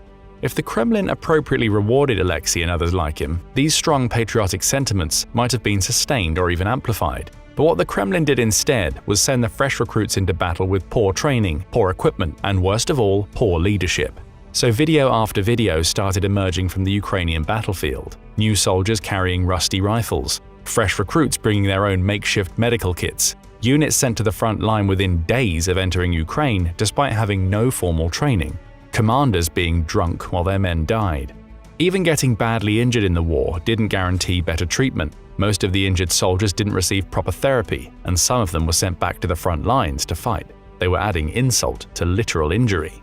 Given the horrifying reports coming from Ukraine, it shouldn't be surprising that many veterans deemed this war significantly worse than Chechnya, Georgia, or any other conflict modern Russia took part in. It also shouldn't be surprising that the war in Ukraine dealt a massive blow to the patriotism of even the most ardent supporters of the Kremlin. After all, when their country needed help, they stepped up. Yet they were only rewarded with an unrelenting cycle of disappointment and suffering. The more the abysmal treatment of the Russian soldiers became public, the worse the reactions to it got. At first, thousands of Russians fled the country to escape suffering the same fate, but then protests erupted. Military recruitment centers were set on fire. A conscription officer was even shot in Siberia. One would think that these alarming reactions would be a wake-up call for the Kremlin, but that person would be oh so terribly wrong. The Kremlin only doubled down on its repressive measures, awarding undeserving generals with medals while feeding the soldiers to the meat grinder. The government also intensified its crackdown on dissent, implemented stricter laws, and tightened control over information. In a grim display of authoritarianism, the regime pursued harsh penalties for those caught protesting in any way, squashing any trace of freedom of expression. The deepening repression underscored a regime more concerned with maintaining its grip on power than addressing the genuine grievances and dire conditions facing its people. Some 30 years ago, cases of treason were quite rare in Russia. Now anyone could be declared a traitor, be it a foreigner or a Russian citizen. In 2023 alone, there were over 100 known treason cases in Russia, reminding us of many of the infamous show trials and purges of the Stalinist era. The trials of the Putin era all shared similar characteristics. They were held behind closed doors. The specific charges and evidence supposedly secured by Russia's Federal Security Service or FSB were always shrouded in secrecy. The trials always resulted in convictions and lengthy prison terms. Many of the traitors, spies, and saboteurs, as Putin labeled the barrage of alleged enemies of the state, simply found themselves on the wrong side of an increasingly paranoid regime. And so Ivan Safronov, an advisor to the Roscosmos space agency and former military affairs journalist, was sentenced to 22 years in prison in 2022 for treason. Safronov denied these charges, insisting they were nothing but retaliation for his reporting on the military. Interestingly, his father, Ivan Ivanovich Safronov, also a journalist, died after falling from the 5th floor of his Moscow apartment building in 2007. Although his death was ruled a suicide, there were widespread suspicions that Ivan Ivanovich's death was not accidental. Many believed he was targeted for his investigative work, which often exposed sensitive military issues. The parallels between the father's mysterious death and the son's harsh sentencing were hard to ignore, leading to speculation that the Safronov family had long been under scrutiny by the state. Other notable figures who suffered a similar fate as the Safronov family include physicist Dmitry Kolka, arrested in a hospital where he was treated for advanced pancreatic cancer for supposedly revealing state secrets in his lectures in China. After being taken to Lefortovo prison, his family was told he had died in a hospital there, raising questions about the harsh treatment of terminally ill prisoners. Physicist Valery Golobkin, accused of similar charges and sentenced to 12 years, reflecting a pattern of targeting academics and scientists under the pretext of protecting state secrets. Physicist Anatoly Maslov, sentenced to 14 years for treason, adding to the growing fear among the scientific community in Russia as more researchers became ensnared in what many viewed as politically motivated prosecutions. Politician Vladimir Kara-Murza, sentenced to 25 years in prison for giving speeches critical of Russia in the West. Luckily, Kara-Murza was released on August 1, 2024, as part of the most extensive prisoner exchange between the US and Russia since the end of the Cold War. The Wall Street Journal's Evan Gershkovich, sentenced to 16 years in prison on espionage charges. He was also one of 26 political prisoners released in the August 1 exchange. As a result of these horrifying persecutions, powerful voices standing up against Putin and his ruling elite are becoming a rarity. And who can blame them when speaking up can only get you in one of these three places: in prison, in exile, or 6 feet under. However, prominent Russian and foreign figures aren't the only ones Russia is waging a silent civil war against. The most horrific stories are coming from all corners of the country, where ordinary citizens are finding themselves ensnared in the Kremlin's web of repression. Sometimes for something as simple as holding a sign calling for peace, repeating a chant, and even reciting a poem. That's right, Artem Kamardin, a 33-year-old Russian amateur poet, was jailed and given a 7-year sentence for reciting a poem. But this was not before he was brutally beaten by Russian police, stripped naked, and ordered to ask for forgiveness on video, and even sexually assaulted with a metal bar. His fiancée, who was present for the brutal raid and later interviewed by Vice, was also threatened with sexual violence, with the Russian forces trying to glue her lips together to silence her screams. Similar horror stories have emerged from across the country, painting a chilling picture of the Russian state's systematic crackdown on dissent. These accounts reveal a regime that has abandoned any pretense of justice or humanity, instead resorting to sheer brutality to maintain control. According to an independent media and human rights defense group focused on Russia, OVD Info, over 260 people are currently serving jail terms for crimes related to taking an anti-war stance. This number is just a small fraction of the staggering 20,040 people who've been detained for the same reason since February 24, 2022. There have also been 622 cases of extrajudicial pressure for an anti-war stance, as well as 1,206 cases of pressure on media workers and journalists. Another figure of note is the 45 repressive laws introduced since the beginning of the invasion of Ukraine. Most of these laws, 26 of them, deal with the so-called foreign cooperation and foreign agents. 10 of them target freedom of speech and expression, and 5 aim to regulate the internet. In some cases, sentences for the crimes committed under these laws are equal to those passed down for murder. As for the potential defendants under these laws, the list grows longer by the day, and virtually anyone can make the list. As OVD Info lawyer and analyst Daria Korolenko puts it, they will imprison old people, they will imprison people who have disabilities, they will imprison people with children and women with children. They just want everyone to be silent. So Evgenia Mayboroda, a 72-year-old woman from Russia's Rostov region, was jailed for 5.5 years in early 2023 for spreading false information about the Russian army on social media. The false information in question, an emotional video about the number of Russian soldiers killed in Ukraine. All things considered, it shouldn't be surprising that one of the prominent individuals jailed for his words, Oleg Orlov, described Russia as sinking deeper and deeper into this darkness at an ever-quickening pace. And in this darkness, there's no room for accurate media reporting or democratic institutions, so the Kremlin has been on a mission to dismantle both, sending more clear messages that a Russian civil war is underway. As far as media goes, a severely damaged information space is nothing new for Russia. Every special operation, conducted by the state, Chechnya, Georgia, Crimea, has been accompanied by a purge of the media space. However, this de facto military censorship has reached new heights after the invasion of Ukraine. The goal is clear: to irreversibly break the flow of independent information and ensure that only the Kremlin's narrative prevails. As a result, a new, alternate reality has been created by the Kremlin, one where the Kremlin is supported by the majority of people, where Russia is the liberator and Ukraine is the oppressor. The Ukrainian people are vile, fascist Nazis, committing genocide against the Russian people. Even Volodymyr Zelensky, Ukraine's president and a Jewish person, is a Nazi. These messages are plastered all over, on state-run TV channels, news bulletins, and nationwide billboards. As Korolenko puts it, the climate is fed by the mainstream media that everyone is a spy and a traitor, foreign agent. Everyone wants to destroy Russia, destroy your home. Besides utilizing the Russian people against the common enemy, these campaigns are also trying to persuade them to join the army voluntarily, often playing on male fragility. Do you want to be a hero, a true patriot, or a spineless coward? But you see, these tried-and-true methods of manipulation and propaganda aren't as effective today as they were in the Soviet era. Why? 2 words: the internet. Russia's youth, more connected than ever through social media and alternative news sources, are increasingly exposed to diverse perspectives and information. Unlike the Soviet era, when state-controlled media was the sole source of news, today's digital age allows for rapid dissemination of uncensored information and alternative viewpoints. So what does the Kremlin do? It focuses on the internet specifically, of course. The Kremlin is heavily investing in the Institute for Internet Development, or IID, whose goal is to essentially funnel nationalistic online content. In 2022, this organization received $163 million from the Russian state. In 2023, this figure rose to $217 million, while in 2024, it's expected to reach $282 million.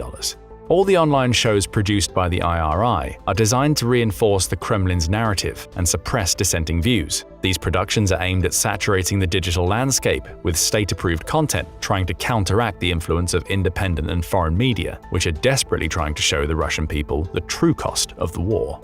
Besides the internet, the only way people can find out what's truly happening in this information vacuum is through a series of somewhat unreliable Russian Telegram accounts. But many people don't need any official or unofficial sources of information to understand what's truly happening in their country. All they need to see is the increasing number of graves across the country, with families not even allowed to open coffins of their loved ones before burying them. Signs of unjust suffering are visible across Russia, so it's only a matter of time before the current silent civil war turns into a fully fledged uprising.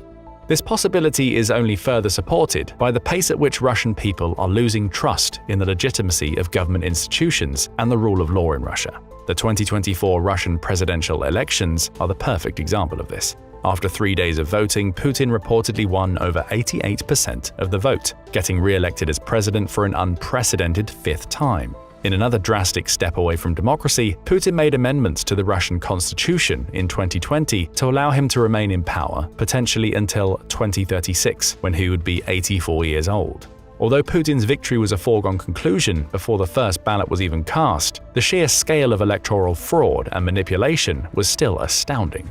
Ballot stuffing, voter intimidation, busing Putin supporters to vote multiple times at different locations, forcing people to vote at gunpoint. There was nothing subtle about the efforts to skew the results in Putin's favor.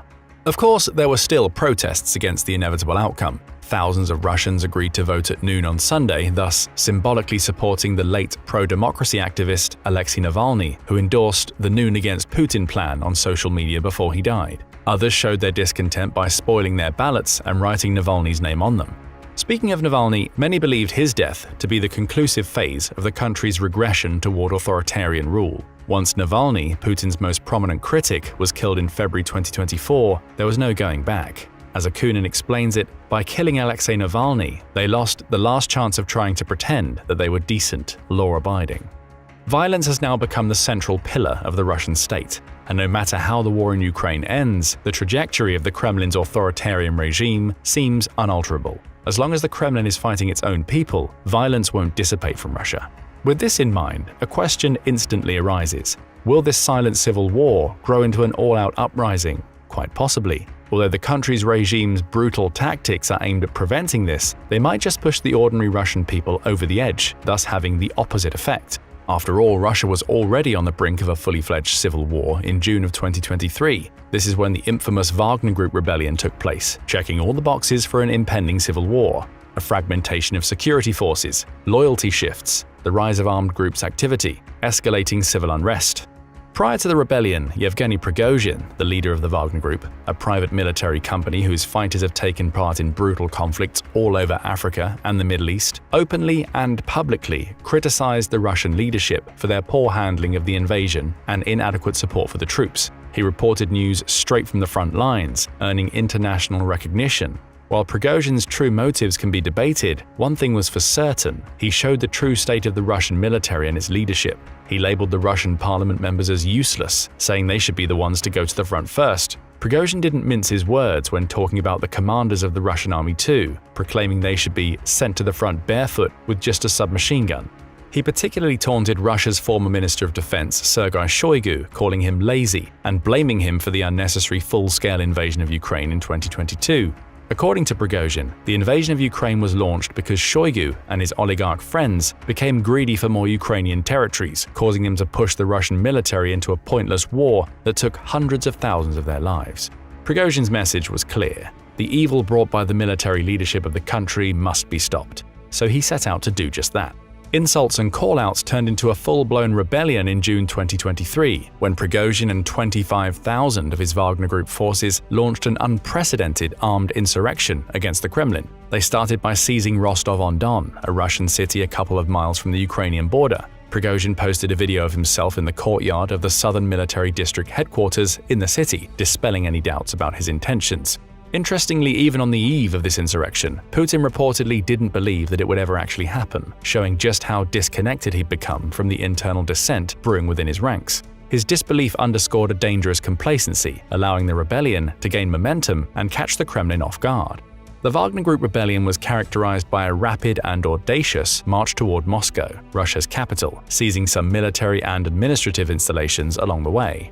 The armored columns bound for Moscow consisted of 5,000 to 8,000 combatants with tanks, armored vehicles, anti-aircraft weaponry, and civilian trucks. According to reports, the closest the Wagner Group got to Moscow was some 59 miles south of the city, reaching the town of Kashira. However, the only visual confirmation places Prigozhin's troops in Krasnoye in northern Lipetsk Oblast, 210 miles south of Moscow. Regardless of how far the Wagner Group got, it was clear that the sudden rebellion severely rattled the Kremlin and exposed significant vulnerabilities within the Russian state. The Wagner Group's advance, even if it didn't quite reach Moscow, demonstrated the capacity for serious internal dissent and the potential for rapid and destabilizing action in war-torn Russia. After almost 2 full days of advances, Prigozhin accepted a deal with Belarusian President Alexander Lukashenko to prevent bloodshed. The deal was for the Wagner Group to cease any advancement and return to the base in exchange for a guarantee of its safety. If you're wondering why Lukashenko was the one to broker the deal, it's because Putin refused to speak to Prigozhin, who he once saw as a powerful ally. Putin previously denounced Prigozhin, though not by name, stating, "Exorbitant ambitions and personal interests have led to treason." And by now you know how Putin responds to treason at the highest level. Exactly 2 months after the Wagner Group rebellion, Prigozhin's airplane en route from Moscow to St. Petersburg crashed, killing all 10 people inside, including Prigozhin and several senior Wagner members. Though there were some claims that the aircraft was shot down by Russian air defenses over Tver Oblast, Western intelligence believed that an explosion on board was the culprit. Either way, the man who so publicly defied Putin and challenged the Kremlin's authority was no more. In the year since, the Kremlin has effectively dismantled the Wagner Group, placing the ex-Wagner troops across the Russian state. The goal was to eliminate a single person in charge, thus neutralizing any potential resurgence of organized resistance. Although some observers believed the Wagner Group would be eliminated, this was never going to happen. For one, Russia can't afford to lose any more soldiers, especially those as well trained and experienced as the Wagner troops. According to the US National Security Council, as many as 50,000 Wagner mercenaries were fighting in Ukraine at one point, underscoring just how crucial they are for the war effort.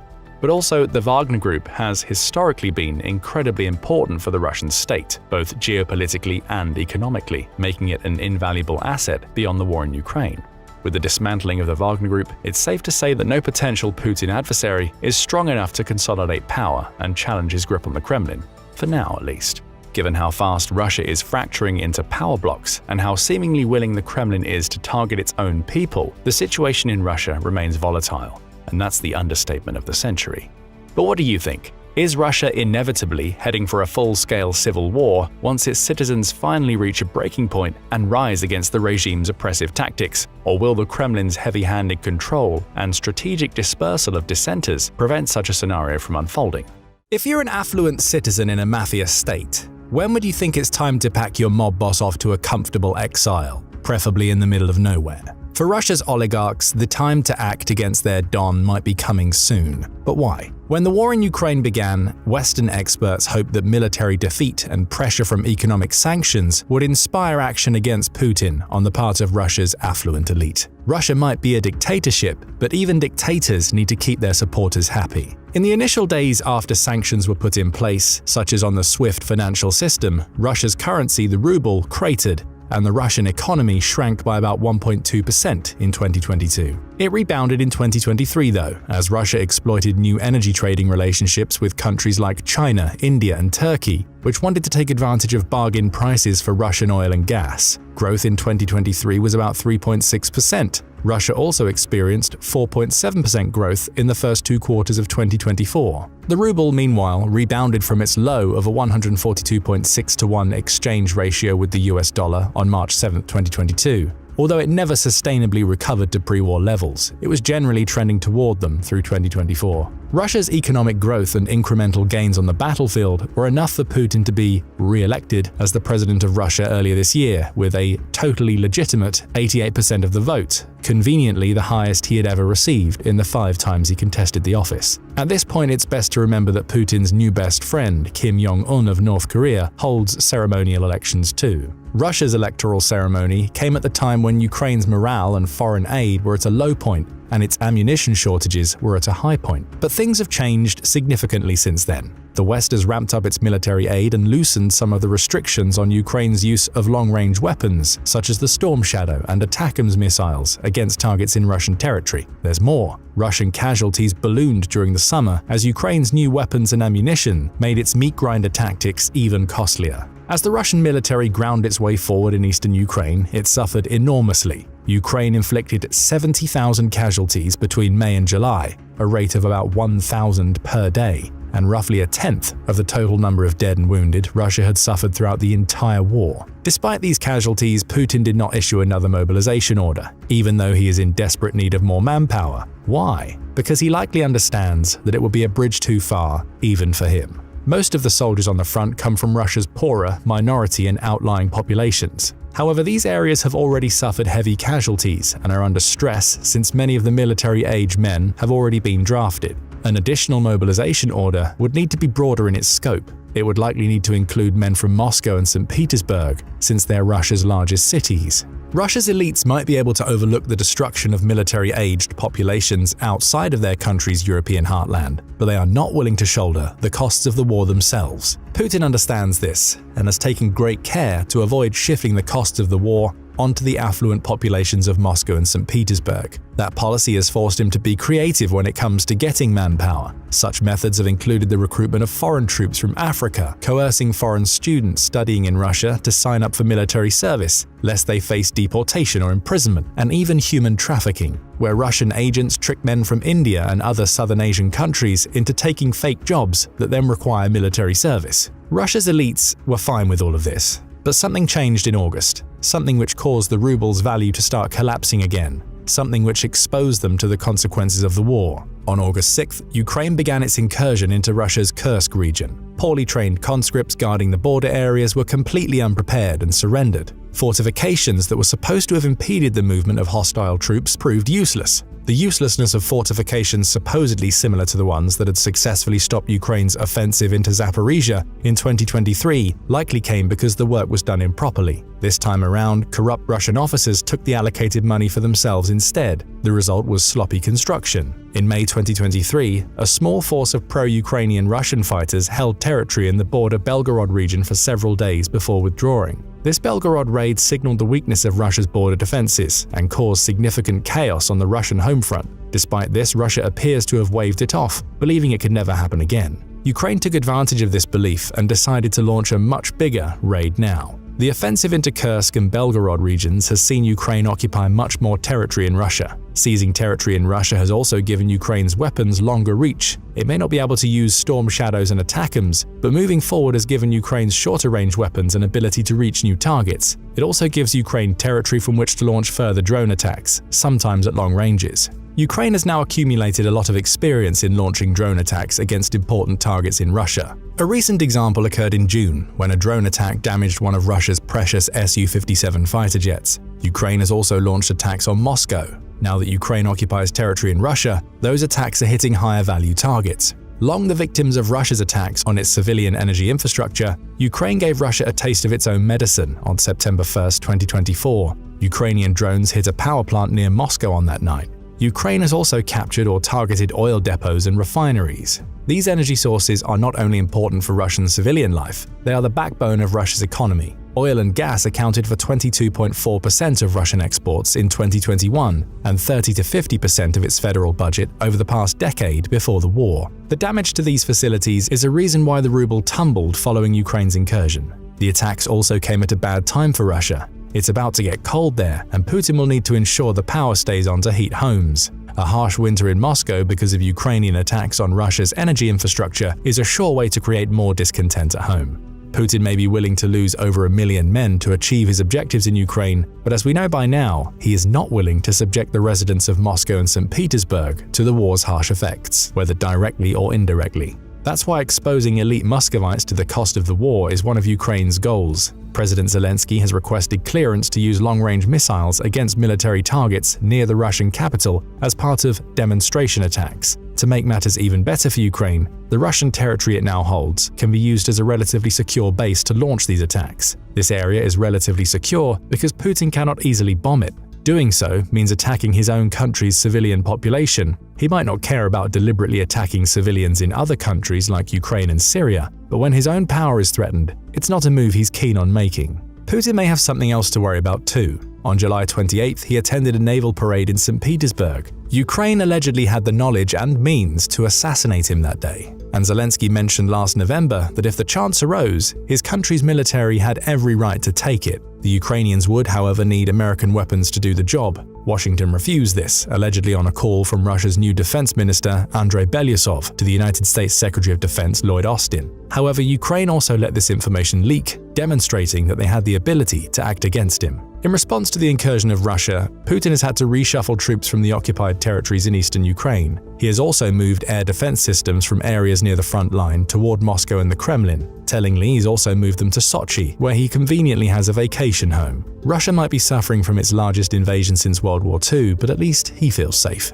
To make matters worse still for Russia, the incursion into Kursk and Belgorod was done with Western tanks at the forefront. Far from discouraging their use in this way, the Western powers are confirming that they will continue to supply Ukraine with weapons even to conduct the offensive. Not using Western weapons against targets in Russia was one of the last remaining conditions that French President Emmanuel Macron called a taboo earlier this year. This taboo, too, might now be starting to break. The West has invested significant diplomatic, military, and financial resources into Ukraine. Abandoning it now that it moved into Russian territory would not be an easy move to make without losing a lot of face and emboldening other authoritarian powers like China, Iran, and North Korea. Ukraine's offensive into Russia is not only about humiliating Putin, but also a way to get its Western partners to loosen restrictions on the use of long-range weapons. So far, these requests have not been granted, and the idea to use long-range missiles against targets in the Moscow area remains a Ukrainian dream. However, now that Ukraine is conducting operations in Russia, these taboos might find a way of breaking their own accord, a fact it is undoubtedly aware of. The offensive into Russian territory has deteriorated Moscow's standing on the international stage too. Later in August, on the day before Ukraine's Independence Day, President Zelensky hosted Indian Prime Minister Narendra Modi. This was a very important meeting because in July, Modi decided to visit Moscow instead of Washington during the NATO summit, a move which drew sharp international criticism. Modi was even seen hugging Putin. However, the Ukrainian attack into Russia might have begun to change his calculations. In Ukraine, Modi expressed his desire to play a personal role in negotiating a peace deal. He told Zelensky that in Moscow a month earlier, he had said to Putin that the conflict could not be solved on the battlefield. At the end of the summit, Zelensky thanked Modi for supporting the sovereignty and territorial integrity of Ukraine. Modi repeated a similar sentiment shortly thereafter. This was a significant development because in June, India took part in a multilateral peace summit in Switzerland. At that summit, India did not sign on to a joint communique that emphasized the right to territorial integrity of Ukraine and all other states. As August ended, Zelensky hoped to take advantage of the strengthened ties. He proposed a summit in India to take place before the American presidential election on November 5th. Thus far, India has been reluctant to engage Ukraine in a systematic way while excluding Russia, but a spokesman for Modi's government did not rule out the idea of another bilateral summit. Modi has continued to insist that he personally wants to play a constructive role in the peace process.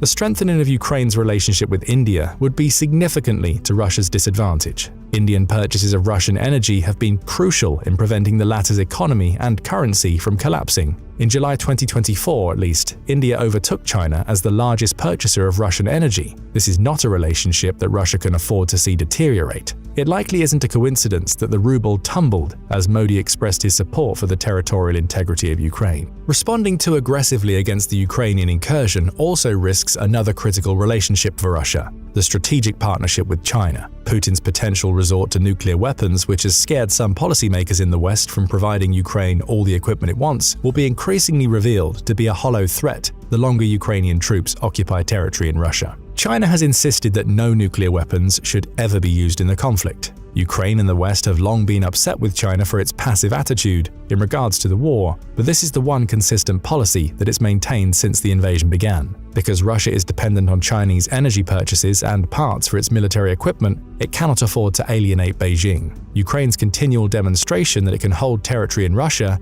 gain more of it, and strike at Russia's two most precious population centers does more every day to erase the supposed red lines Putin drew. Ukraine knows it can do this because Russia cannot afford to issue nuclear threats too much and risk its relationship with China. The West may have underestimated Putin's ability to hold on to power. He held on early in the war, when Russia's economy appeared to be on the brink of collapse. He continued to hold on in the second half of 2022, when Russian forces had been driven from much of the territory it had taken earlier in the year. But in the face of these recent developments and signals of weakness, Russia's elite might be starting to question their loyalty to their dictator.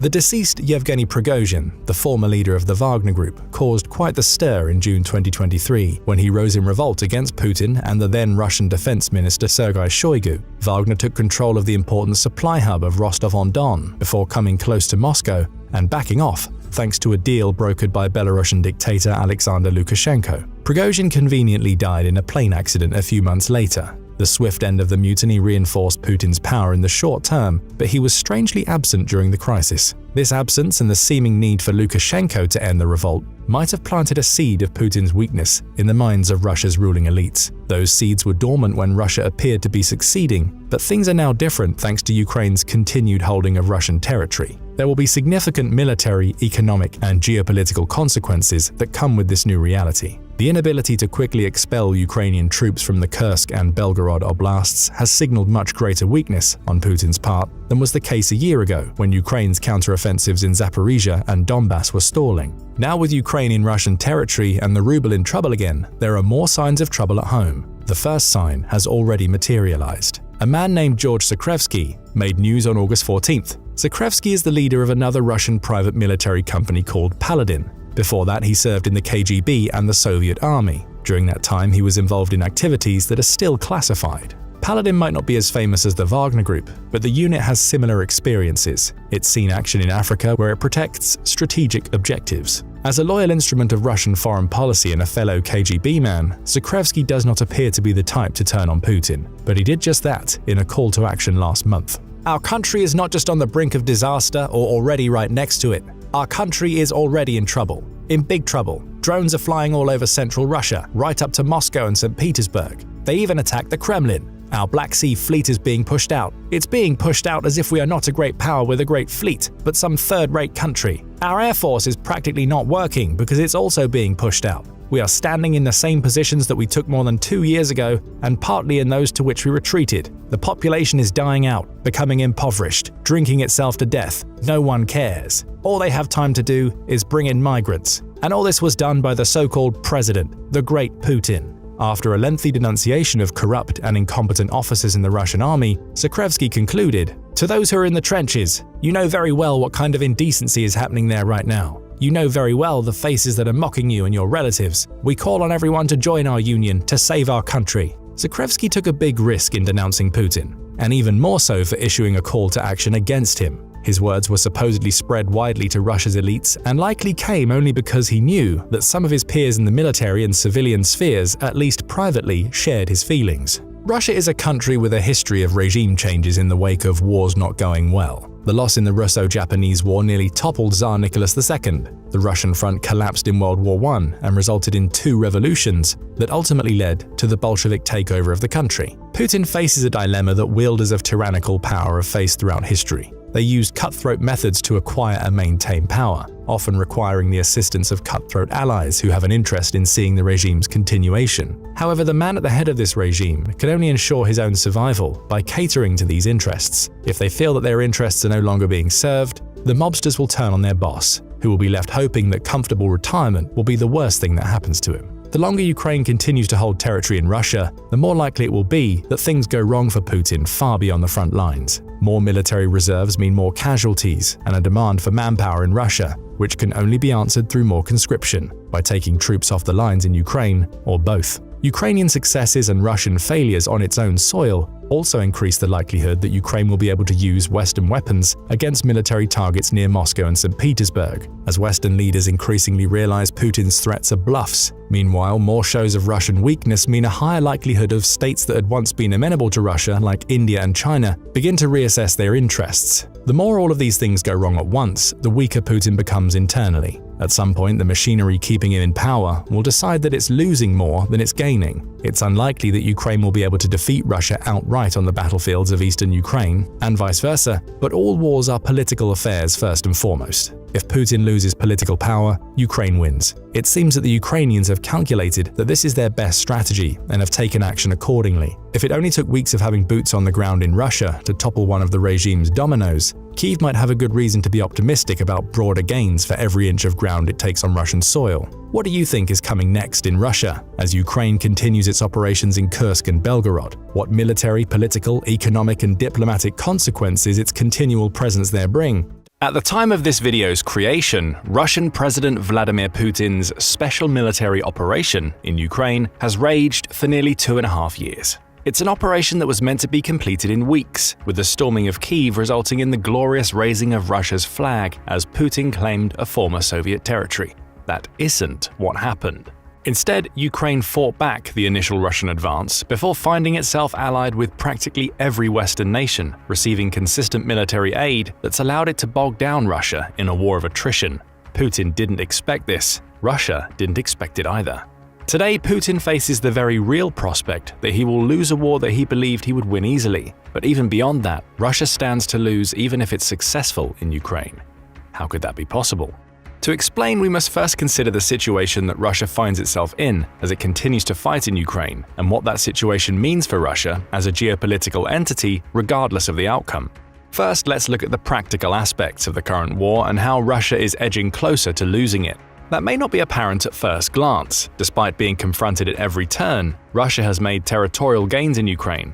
It's taken much of the Donbas region, including the important city of Donetsk, and it also controls Mariupol and Melitopol. As we speak, Russia is launching offensives in the Kharkiv region as it hopes to slowly push the war's front lines closer to Kyiv. Yet, it is in this Kharkiv fighting that we start to see the first glimmers of a Russian loss. As Al Jazeera reported toward the end of June 2024, Russia and Ukraine have found their forces stalemated in that region, with Putin's approach to the battles being the same as he's taken before: throw as many of his soldiers at the fight as he can, in hopes that he can overwhelm Ukraine. Russia even lost ground in its latest incursion, allowing Ukraine to recapture portions of Vovchansk, as well as the Taik settlement. Yuri Provka, a Ukrainian colonel, noted in June that Ukraine had pinned down dozens of Russian soldiers in Vovchansk and was in a position to continue pushing Russia back. Still, is this really such a big deal? After all, the war has seen similar ebbs and flows throughout, and if there's one thing that has always remained true, it's that Russia just keeps pushing. The question now is, can Russia continue the slow burn of the war? That's looking increasingly unlikely for several reasons, starting with Ukraine's consistent receipt of Western aid.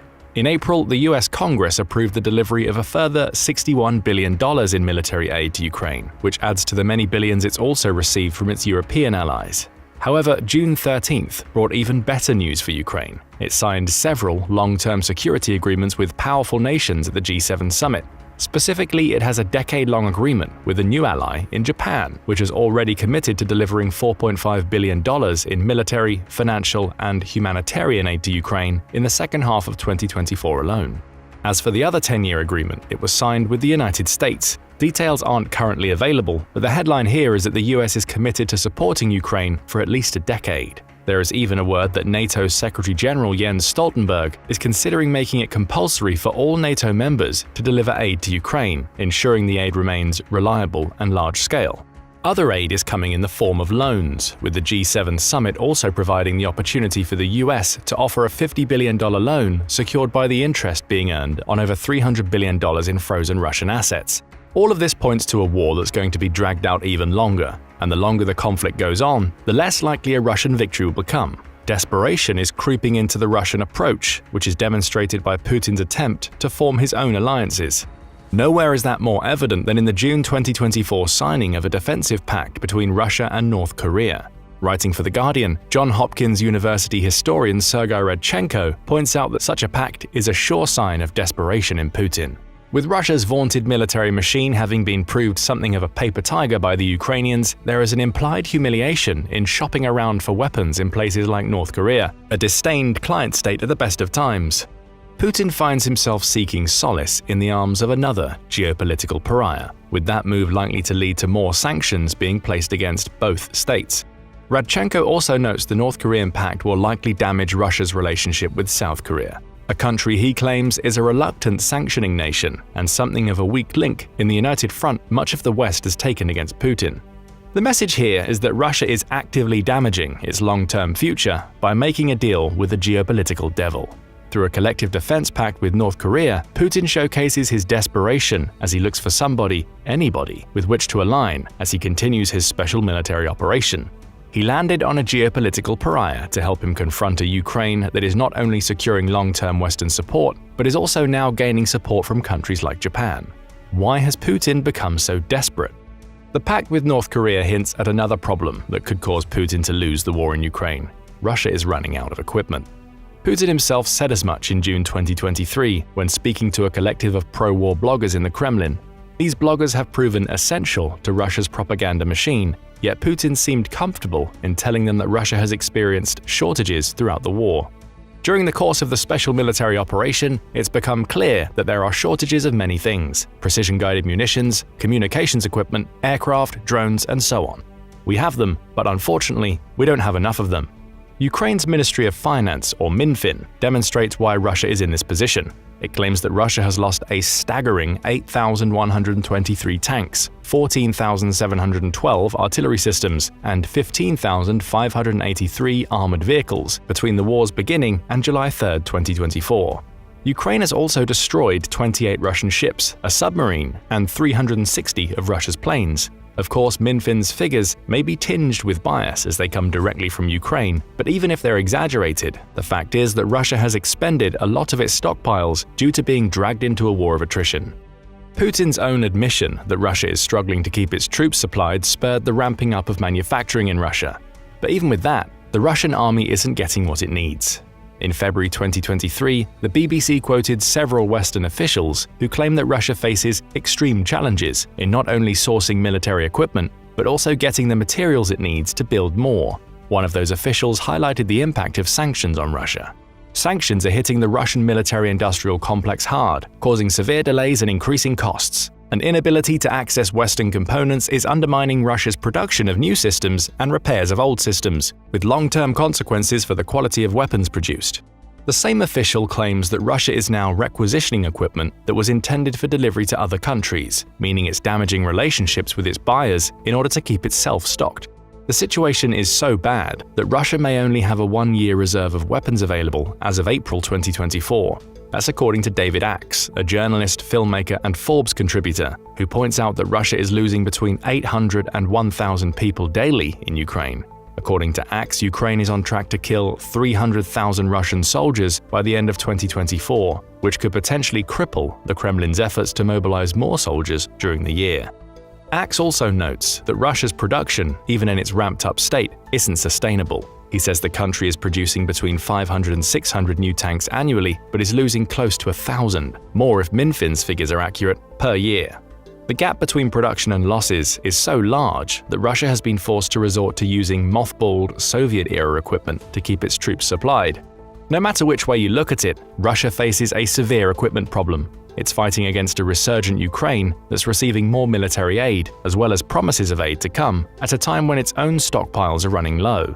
The reliance on previously mothballed equipment can only last for so long, before that well runs dry as well, and the alliance with North Korea only offers a temporary salve to the situation.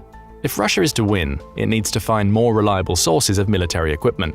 Perhaps China is the answer.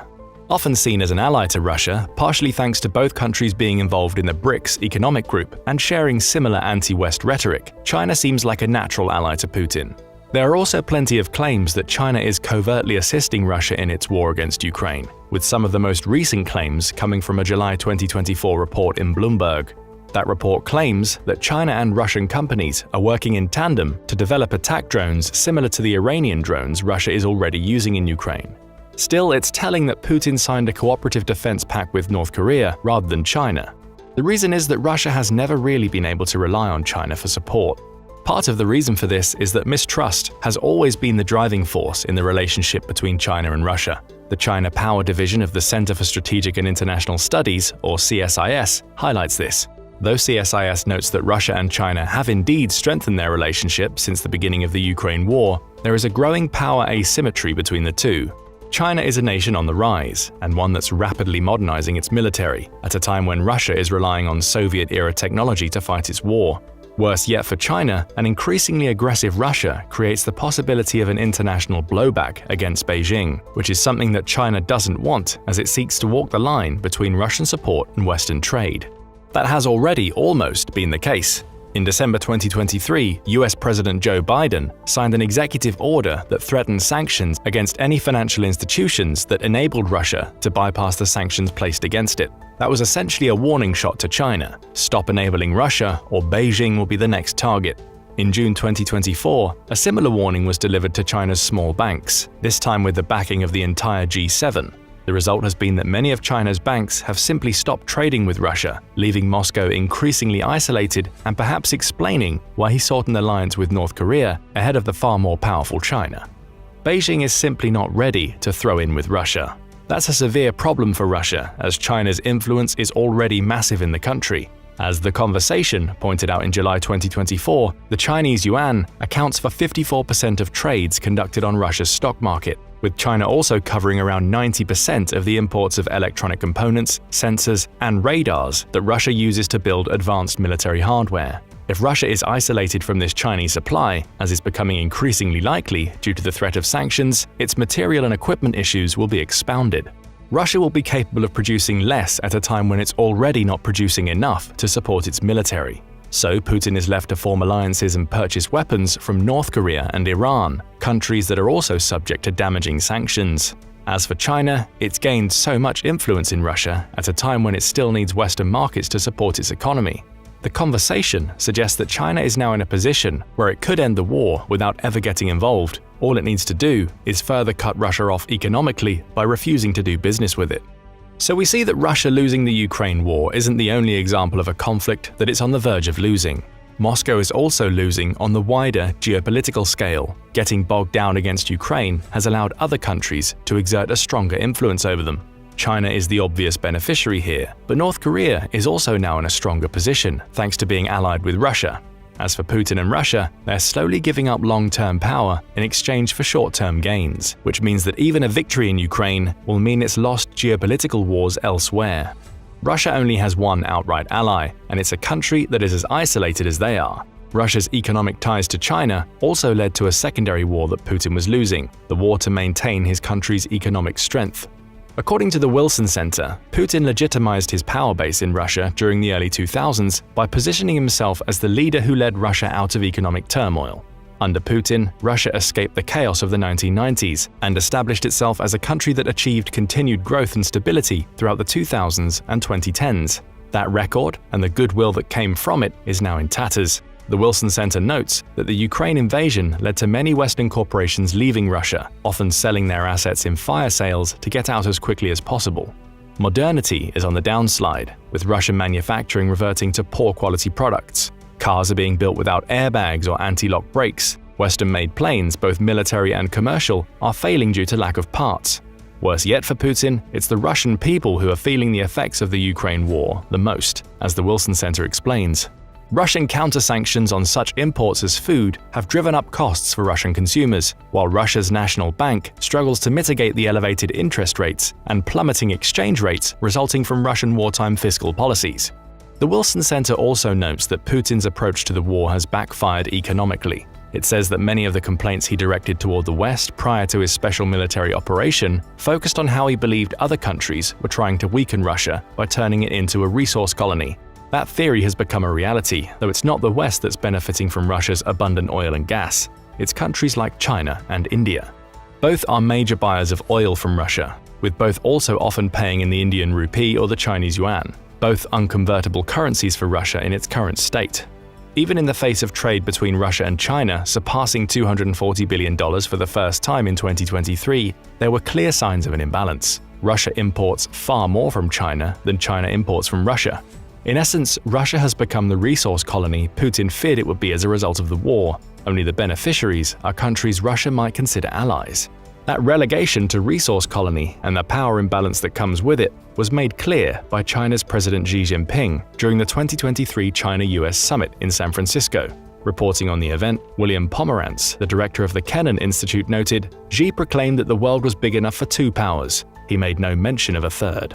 If the US and China are those two powers, Russia has been relegated to a country that is useful for little more than the resources it can provide in the eyes of both. Even if we look beyond how Russia's war has downgraded it as a global power in the eyes of its contemporaries, Putin's approach to Ukraine threatens to leave Russia in economic ruin once the war ends. Win or lose, Russia still loses. Renaud Foucault, who's a senior economics lecturer at the UK's Lancaster University, says that Russia's economy has become so wrapped up in the Ukraine war that it stands to lose massively regardless of the outcome. That may seem like a strange claim, given that the country's gross domestic product, or GDP, grew by 5.5% in the third quarter of 2023 when compared to the same period in 2022. But that supposed growth masks the fact that the Kremlin's goal of spending $386 billion on its war machine in 2024 is the key, as Foucault highlights. Military pay, ammunition, tanks, planes, and compensation for dead and wounded soldiers all contribute to GDP figures. Put simply, the war against Ukraine is now the main driver of Russia's economic growth. Combine this with a massive labor shortage, with suggestions that the country is short around 5 million workers, and there's a grim picture being painted of Russia's economic future. Inflation is rife, Russia doesn't have enough workers, and even if it wins the Ukraine war, it'll still have to find at least $486 billion to rebuild. That rebuilding would come amidst constant rebellion from Ukrainian separatists, along with the likely continuation of sanctions. Should Russia lose, it'll be in the same situation. Ukraine and the West will look to it to fund the rebuilding of Ukraine, with the end of the war ending the country's main economic driver. This leads us to another way that Russia will lose its war. The Ukraine war is creating rebellion within the Russian Federation. We saw that in the early days of the war, as hundreds of thousands of Russians chose to emigrate to other countries rather than risk being conscripted into the Russian army. The Economist puts the figure at between 817,000 and 922,000 in August 2023, meaning that it's likely broken 1 million since then. One of those thousands was Yevgeny Kozgorov, a 38-year-old father who left Russia with his wife and child in June 2022. Now living in Tbilisi, Georgia, itself a target of Russian aggression in the past, he has come to see his homeland as a force for evil in the world. "I understand perfectly well the general hatred for Russians and for everything Russian," he said when speaking to Al Jazeera in January 2024. "I accept and understand it because what Russia is doing is wrong. Every time I want to say that it's difficult for the Russians who left, something inside me protests because Ukrainians have it more difficult than us." Granted, Kozgorov's voice is part of the minority. Russia is a country of 144 million, so some may argue that losing 1 million leaves 143 million who do support the war. However, the support at home is waning, as highlighted by the Atlantic Council. It refers to a Levada poll conducted in November 2023, which found that 73% of Russians still support Putin's special military operation.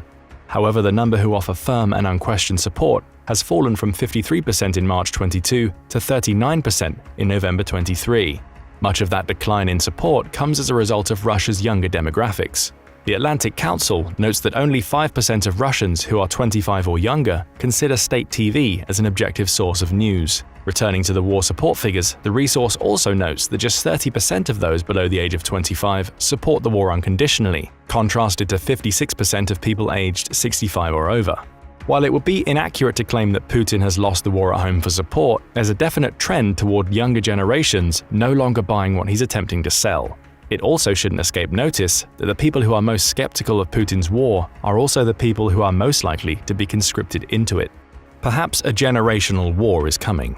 There's a large enough contingent of Russians who have either left the country or are at least skeptical of Putin's ambitions to suggest that his claim to power may weaken in the coming years.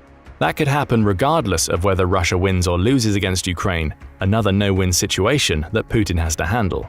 The situation gets worse when you cast light on Russian territories outside the mainland. In March 2024, the chess grandmaster and co-founder of the Free Russia Forum, Garry Kasparov, spoke on what might happen to the Russian Federation should it lose the Ukraine war. Now living in self-exile, like the million-plus others who have left Russia since the war broke out, Kasparov claimed that Russia's current borders may not remain if Ukraine wins. He points out the likes of Dagestan, Chechnya, Tatarstan, and Bashkortostan as likely candidates for territories that may seek independence from Russian rule. Linking the possibility back to Russia's economy, Kasparov claims, at the end of the day, economic factors will play a major role in that matter. but it's very important today not to support the position of a united and indivisible Russia.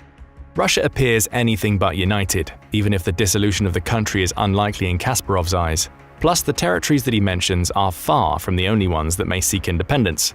There are others, and they have attempted to make their voices heard. In February 2024, the online voting for the national referendum on self-determination of national republics ended. That referendum was unofficial, and Russia may claim it was even illegal. But it is notable because it essentially asked the residents of 5 Russia-owned territories whether they wished to be independent of the Russian Federation. All said they wanted independence. Kaliningrad, also known as Königsberg, voted for independence with a majority of 72.1%. The Urals weren't far behind with 68.2%, while Ingria and Siberia achieved results of 66.2% and 63.9% in favor of independence as well. Even Kuban, the most divided of the 5 territories, came out in favor of independence, with a vote of 55.7% in favor versus 44.3% against. Again, you could argue an element of bias in these results, as those who desire independence were the people most likely to vote in an unofficial referendum. Nevertheless, the results offer more evidence that Russia's grasp on its own territories is starting to slip during a time when it's trying to expand. Combine this slippage with the very real possibility that it will lose in Ukraine due to its enemy receiving so much Western support, and it's clear that Russia is on the verge of losing a war on multiple fronts. In addition to losing the tangible war with Ukraine, or at best is being fought to a stalemate in a war it expected to win quickly, Russia will also lose an economic war as its war machine grinds to close amidst the country welcoming more influence from China and North Korea. That influence means that Russia is also losing a geopolitical war, with many seeing it as a far less powerful nation than it was before the special military operation. And even internally, Russia is becoming more divided, as younger people and many of those living in its outer territories increasingly voice their disillusion with Putin's approach. And there's more. Russia must also have one eye pointed toward the future.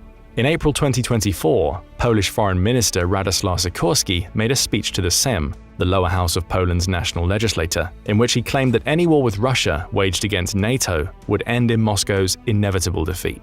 It is not we, the West, who should fear a clash with Putin, but the other way around, Sikorski claimed. It is worth reminding about this, not to increase the sense of threat in the Russians, because NATO is a defensive pact, but to show that an attack by Russia on any of the members of the alliance would end in its inevitable defeat.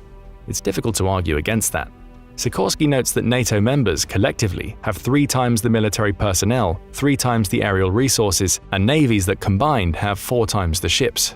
Those ships are also more powerful. America's Navy alone displaces 4.5 million tons of water, compared to just 1.2 million for Russia's Navy. Add to that the depletion and equipment issues Russia is currently facing due to the Ukraine war, and you get a weakened state that would likely crumble in a war against NATO.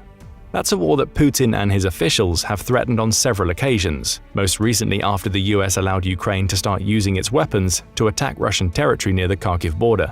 The problem for Putin is that the Ukraine war has revealed Russia's army to be something of a paper tiger. It looks strong on paper, but is far less so in practice. That's the opinion of Timothy Snyder, a historian and the author of several books, including On Tyranny. Writing for CNN in May 2024, he says that the notion of an invincible Red Army is propaganda, and it has been well before the Ukraine war. As Snyder notes, Russia was defeated by Poland in 1920, likely only defeated Nazi Germany during World War II due to Allied involvement, and was forced to withdraw from Afghanistan, having failed to achieve its goals following its 1979 invasion. Russia's track record in the 20th century is not that of a nation that is a leading military power. The failing invasion of Ukraine only further demonstrates that on paper, power doesn't translate into automatic victory. So where does all of this leave Russia? There's a very high chance that it will lose against Ukraine, not only because Ukraine is receiving so much support, but because its own equipment stockpiles are dwindling. Russia is in desperation mode, to the point where it's seeking help from another geopolitical pariah, North Korea, a step that will only further isolate Russia from the rest of the world regardless of the war's outcome. China, potentially its strongest ally, is holding it at arm's length due to the threat of Western sanctions, and is essentially turning Russia into the resource colony Putin always feared the West would make it. Worse yet, Russia's economy is only being propped up by its war, and its people are showing signs of turning against Putin.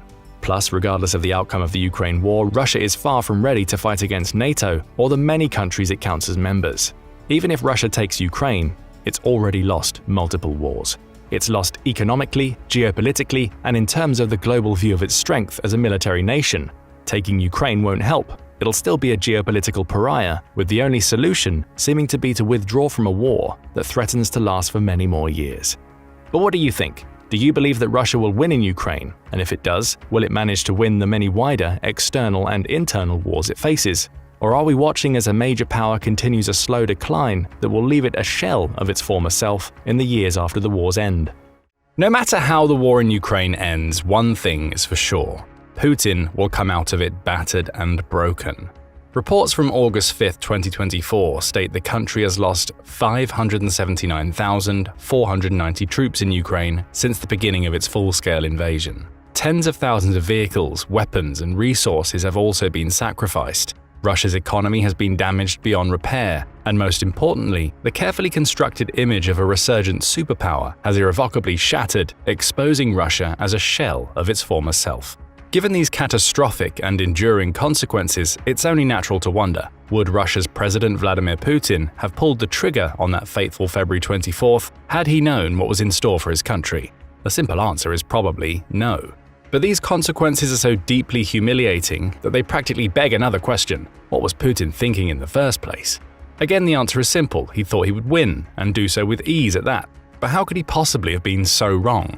This time the answer isn't as straightforward. However, it does revolve around a single thing: unfounded trust. Trust in his institutions, trust in his generals, and trust in himself and his misguided ambitions. Those are the three big mistakes Putin made. He trusted all the wrong people.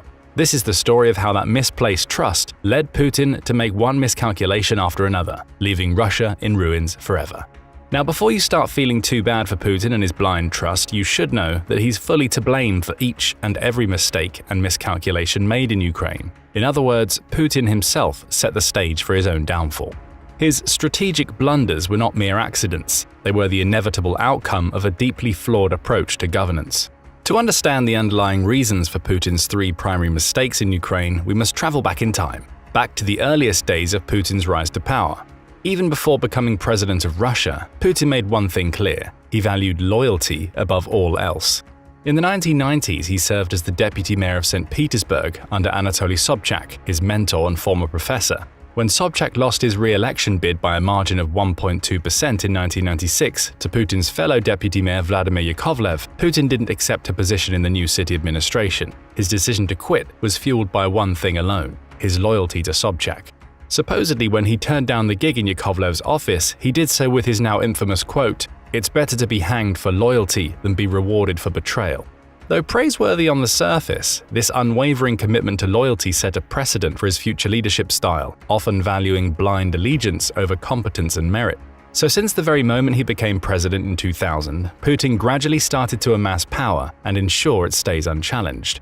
First, he found a way to remain in power even after officially ceasing to be the president. After serving his second term from 2004 to 2008, Putin engineered a political environment where he could serve as prime minister while Dmitry Medvedev took on the presidency. However, Putin effectively maintained control behind the scenes. He used that control to do what he's always done: discreetly eliminate any institutions that might pose a challenge to his authority. He made sure the media was pro-Putin or off the air. He suppressed dissent and controlled the narrative. As years passed, it became abundantly clear autocratic rule was making a comeback. But this wasn't the only comeback in Russia. The arrival of 2012 saw Putin back in office. After all, the Russian constitution only said that one and the same person may not be elected president of the Russian Federation for more than 2 terms running. It didn't say anything about more than 2 non-consecutive terms. And so, thanks to Article 81, Section 3 of the Russian constitution and some underhanded political maneuvering, Putin returned to power. Well, at least officially. Unofficially, he never left. To make sure he could officially stay in power for years to come, he made, or influenced, a few constitutional reforms. First, the presidential term was increased from 4 to 6 years in 2008, allowing Putin to serve his third term from 2012 to 2018. Then his previous terms were magically erased in 2020, allowing him to run once again for president in 2024, even after serving 2 sets of 2 consecutive terms. It was a mockery of democratic principles. But there's no room for democracy in Putin's regime, only a ruthless consolidation of power and a calculated disregard for the rule of law. Given the political environment Putin built, it shouldn't be surprising that he's had nothing but sycophants and yes-men around him. After all, he has a track record of treating anyone who disagrees with him as an enemy. And we all know the eventual fate of his enemies. They suffer mysterious heart attacks, they fall from windows, their airplane or helicopter crashes, or they're simply shot dead in broad daylight. As a result of this brutal method of silencing dissent, only those willing to flatter Putin and follow him without question can remain in his inner circle. Simply put, Putin has created his own little echo chamber and has never truly received a reality check. This is what reinforces his delusions and leads him to believe he's always right. And this is what's caused his servicemen to feed him inaccurate information that has eventually led to disastrous miscalculations in Ukraine. Just look at it this way. If your life is on the line, you'll tell the dictator what he wants to hear, not what he needs to hear. Worst of all, this approach doesn't involve carefully collecting intelligence and then weighing what to share and what to withhold. No, it involves playing a guessing game of what the dictator wants to hear. After all, if truth has proven time and again to hold little weight in Russia, why bother seeking it in the first place? Why waste time? Essentially, Putin's approach to governance has stripped his advisors of any incentive to put in the hours and actually come up with sound advice for him. Had his advisors done so in the months before February 24, 2022, the devastating war probably wouldn't still be raging in Ukraine. But Putin's first mistake isn't setting up a system where truth is irrelevant or even detrimental. It's what all autocrats do. His first mistake was trusting the advice from the very institutions he had corrupted and controlled. To be more specific, Putin's first major mistake was trusting Russia's Federal Security Service, or FSB for short. The FSB is Russia's primary security agency and the main successor to the Soviet Union's infamous KGB, in which Putin once proudly served as a lieutenant colonel. This agency, eager to please and protect its position within Putin's regime, fed him optimistic and overly favorable reports about the situation in Ukraine. The FSB had two primary tasks: to gauge the West's potential response to another invasion and determine how the Ukrainian population, military, and government would react to a Russian offensive. In both tasks, they failed spectacularly.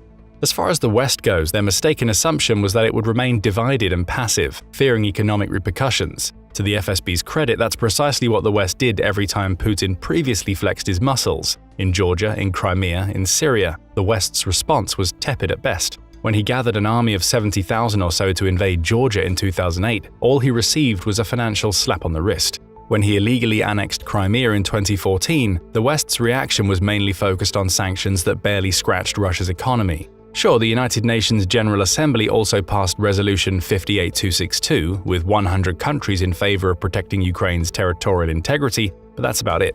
A matching resolution wasn't even adopted by the UN Security Council, as Russia has veto power there. And when he propped up the murderous regime of Bashar al-Assad in Syria, the West could only muster vague condemnations and half-hearted measures. Basically, no punishment of consequence came for Putin when he had Sergei Skripal, a former Russian military intelligence officer, poisoned in the UK, or when the Russian hackers intervened in the 2016 US presidential election. In fact, Putin was only getting bolder, while the response from the West was only getting weaker. Germany was even at one point considering starting fresh with Russia, to the point where Angela Merkel, who served as Chancellor of Germany from 2005 to 2021, publicly questioned some of the US sanctions. Of course, there was no tale of friendship and forgiveness behind this skepticism, just a need for Russian gas, which made up 55% of all gas consumed in Germany before the invasion of Ukraine. So the FSB and Putin saw the West as weak and fickle, driven by economic self-interest rather than principled resistance. As such, the Western countries would never seek punitive sanctions that could harm their own economies too. They believed the West wouldn't be able to agree on a simple point, whether Ukraine was worth the fight or not. And in the chaos of indecision and fragmentation, Russia could just swoop in and take Kyiv in a matter of days. But where the FSB operatives failed miserably was recognizing that the West was actually starting to harden its attitude towards Russia. After years of Putin flouting the rule of law boldly and almost proudly, the Western policymakers started coming to terms with a grim reality. Putin was never going to stop. So succumbing to Russia's blackmail and intimidation was slowly ceasing to be an option for the West. In other words, there was never any doubt about how the West would respond to Russia's invasion of Ukraine. The Western countries weren't debating whether or not to get involved. They were debating whether Putin was truly foolish enough to go through with such a brazen move. But when he did, he was met with a united Western front. Russia was slapped with unprecedented economic sanctions. Hundreds of Western businesses withdrew from Russia. Millions of the country's assets were frozen. Even new German Chancellor Olaf Scholz froze the Nord Stream 2 pipeline project and sought a new gas supplier elsewhere. Though it took a while, Western countries eventually started delivering financial, humanitarian, and military aid to Ukraine. As of February 29, 2024, the US, Germany, and the UK have donated the most as individual nations. The US donated $2.53 billion in humanitarian aid, $21.47 billion in financial aid, and $43.08 billion in military aid. And that was before the $61 billion aid package was passed in April 2024. As for Germany, it sent Ukraine more than $37.24 billion in financial aid, making available much more than just military equipment, and that's not to mention all the aid it indirectly secured for Ukraine by tirelessly campaigning for other Western allies to step up. Finally, the UK has donated $16.3 billion in financial aid, of which $9.91 billion is for military assistance. That's pretty far from leaving Ukraine to its own devices, isn't it? But let's be honest, even if Ukraine was left to fend for itself, its people and soldiers would have fought Russia to the bitter end. This brings us to the second fatally wrong assessment of the FSB. The agency believed that the Russian army would meet little to no resistance in Ukraine. Even worse, there were strong beliefs that the Russian soldiers would be welcomed as liberators, not invaders. With this in mind, it shouldn't be surprising that Putin expected to seize Kyiv in a matter of days. Again, these assumptions are somewhat founded on past experiences. After all, Russia annexed Crimea without spilling any blood. It didn't even send in 190,000 troops as it did for the Ukraine invasion, just about 6 helicopters and 3 Ilyushin Il-76 airlifters worth of the so-called Little Green Men, i.e. members of Russian Spetsnaz special forces units with no military insignia. But if the FSB had actually done its job, it would have realized that Ukraine in 2022 was not Crimea in 2014. We aren't talking about a peninsula filled with apathetic or pro-Russian sentiments. We're talking about an independent nation with its own identity, culture, and independence, no matter how hard Russia tried to deny these. Just because some Ukrainians shared Russia's antagonism toward the West didn't make them pro-Russian. The same goes for expressing nostalgia for the Soviet era. According to a poll conducted in April 2014 by the Kyiv International Institute for Sociology, as many as 70% of Ukrainians from the southeastern provinces targeted by Russia were against a unification with Russia. So no, Ukraine didn't welcome the Russian troops with open arms and flowers. It welcomed them with bullets, with fierce resistance, unwavering patriotism, and a determined fight for its sovereignty, a fight that the Russian invaders were utterly unprepared for. Besides misjudging the Ukrainian people and underestimating their resistance, the FSB also underestimated Ukraine's President Volodymyr Zelensky. If it was up to Zelensky's predecessors Petro Poroshenko and Viktor Yanukovych, Putin might have just been able to walk in and seize Kyiv. But Zelensky, who the FSB pegged as a weak link and saw as an actor, not a politician, proved to be anything but a pushover. While Zelensky might not be perfect, he certainly rose to the occasion. This democratically elected leader didn't flee the country as the FSB believed he would. Instead, he stayed in Kyiv, often sharing messages of defiance and unity, rallying the Ukrainian people and fortifying their resolve. "We are here, we are in Kyiv, we are defending Ukraine," was one of these messages, a sentiment that the FSB never saw coming. But remember, Putin was the one to set this catastrophic misjudgment in motion. He has made the FSB what it is today, a toxic echo chamber of incompetence. So he got exactly the FSB he deserved and the intelligence he deserved, flawed, delusional, and disastrously misleading. The same goes for the information he received from his high-ranking military officials. This brings us to Putin's second major mistake, trusting his generals, who were no less adept at feeding him false assurances and wishful thinking. From the military perspective, Putin was assured that the invasion of Ukraine would be a walk in the park. After all, that's how the potential war in Ukraine looked on paper. In one corner you had the mighty Russian military, believed to be the second strongest in the world, a vast force equipped with modern weaponry, overwhelming numbers, and a reputation for brute strength. In the other corner, there was Ukraine, a country with a significantly smaller and less well-equipped military, plagued by outdated technology and years of underfunding. Just a comparison of the numbers alone should show why Russia looked a clear winner on paper. In 2021, Ukraine spent $4.7 billion on defense. Russia, on the other hand, spent almost tenfold, $45.8 billion.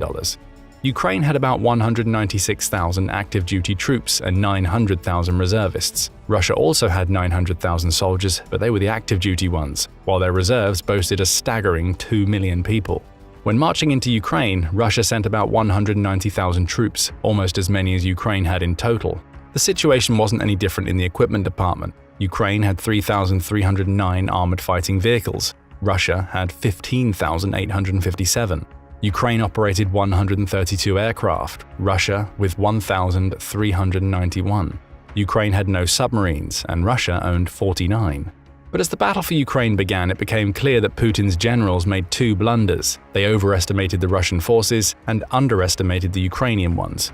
For starters, Ukraine wasn't the only battle Russia was fighting or having a standoff with at the time. There were also the Baltic states, Finland, the US, and NATO in general. So it wasn't like the country could deploy all its available troops and equipment to Ukraine. In contrast, Ukraine's sole focus was Russia, so it came at it in full force.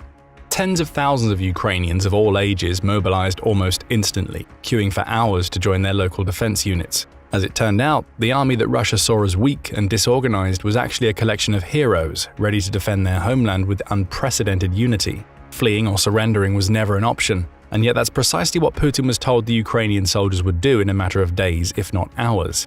But the problem wasn't just that the Ukrainian military turned out to be much stronger than anticipated. It was also that the Russian military turned out to be a far cry from the supposed second strongest military in the world. Faced with unexpected resistance and plagued by internal issues, the Russian military lost at least half its professional army in the first 6 months of the war in Ukraine. These numbers included some of the most elite soldiers and officers, as well as advanced weaponry and equipment.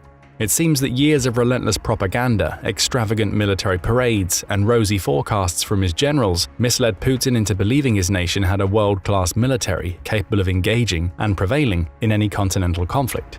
The actual performance of the Russian military on the Ukrainian battlefield painted an entirely different picture.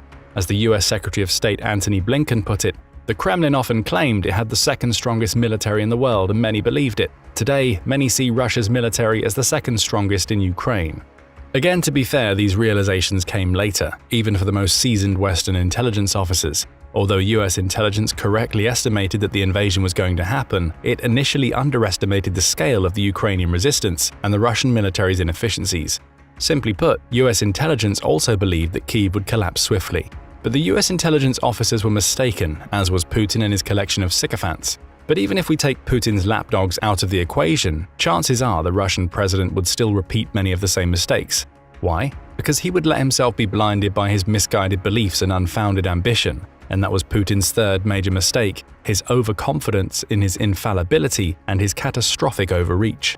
But let's pump the brakes for a second. Putin hasn't gotten where he is by making purely reckless decisions and moves. Before the invasion of Ukraine, he was perceived as a calculating and shrewd strategist, adept at leveraging power and exploiting weaknesses. So what led him down such a disastrous path this time? The answer to this question is multifaceted. First of all, it appears that Putin truly believed that Ukraine was Russian territory, and Ukrainians and Russians were one people, forcefully separated by the fall of the Soviet Union. He saw the separation between Russia and Ukraine as a historical injustice, and he was hell-bent on correcting this injustice at all costs. Worst of all, he has seemingly stuck to his conviction, as even after almost 2 years of conflict, he argued that Russia held a historic claim to Ukraine in his February 2024 interview with the former Fox News host Tucker Carlson. He also believed in his heart of hearts that the West was the true architect of this supposed division. To justify his actions, Putin propagated the idea that NATO's alleged expansion into Eastern Europe was the catalyst for his aggressive stance, blaming the West for forcing his hand and exacerbating the situation. In his eyes, he had no other option but to invade Ukraine or launch a special military operation as he saw it. Otherwise, Ukraine would have applied for NATO membership, as encouraged by the US, and the rest of Russia's European neighbors were likely to follow suit. Since he saw NATO's expansion as an existential threat to Russia, he had to act to ensure the survival and security of the Russian state and people and prevent a strategic encirclement. Paradoxically, it's precisely Putin's actions that ended up pushing Finland and Sweden, traditionally neutral countries, to join NATO on April 4, 2023 and March 7, 2024 respectively. So in trying to secure Russia's sphere of influence, Putin's invasion of Ukraine only accelerated the very outcomes he sought to avoid. Of course, many Western commentators see pointing the finger at NATO expansion as nothing but an excuse for his atrocious actions. In reality, Putin was fueled by a desire to restore Russia's superpower status and secure his legacy. That's the relentless ambition that blinded him to the realities staring him right in the face. To achieve these goals, Putin was seemingly ready to fight the entire West, not just Ukraine. He wanted to be revered in history books as the man who succeeded in restoring Russia's grandeur, defying Western dominance, and rewriting the global order. As Professor Brian Taylor, a Russian politics expert, put it, Putin saw himself as a great historic Russian leader restoring Russian lands. Throw his overwhelming public support and lack of blowback into the mix, and it becomes clear why Putin was so audacious. He was intoxicated by the belief that he was on the verge of a historic triumph. And let's remember, Russian success in Ukraine seemed more than plausible to everyone, not just Putin, so he wasn't entirely off base. He also seemed to believe that the timing for the invasion was just right. Zelensky's approval rating might have soared after the Russian invasion, but in 2021 it hit a record low. Only 12% of Ukrainians strongly approved of Zelensky's actions, which led Putin to believe the Ukrainian elite would likely unite against their president. In the same year, the Biden administration decided to withdraw the US troops from Afghanistan, an event that severely impacted global perceptions of American resolve and stability.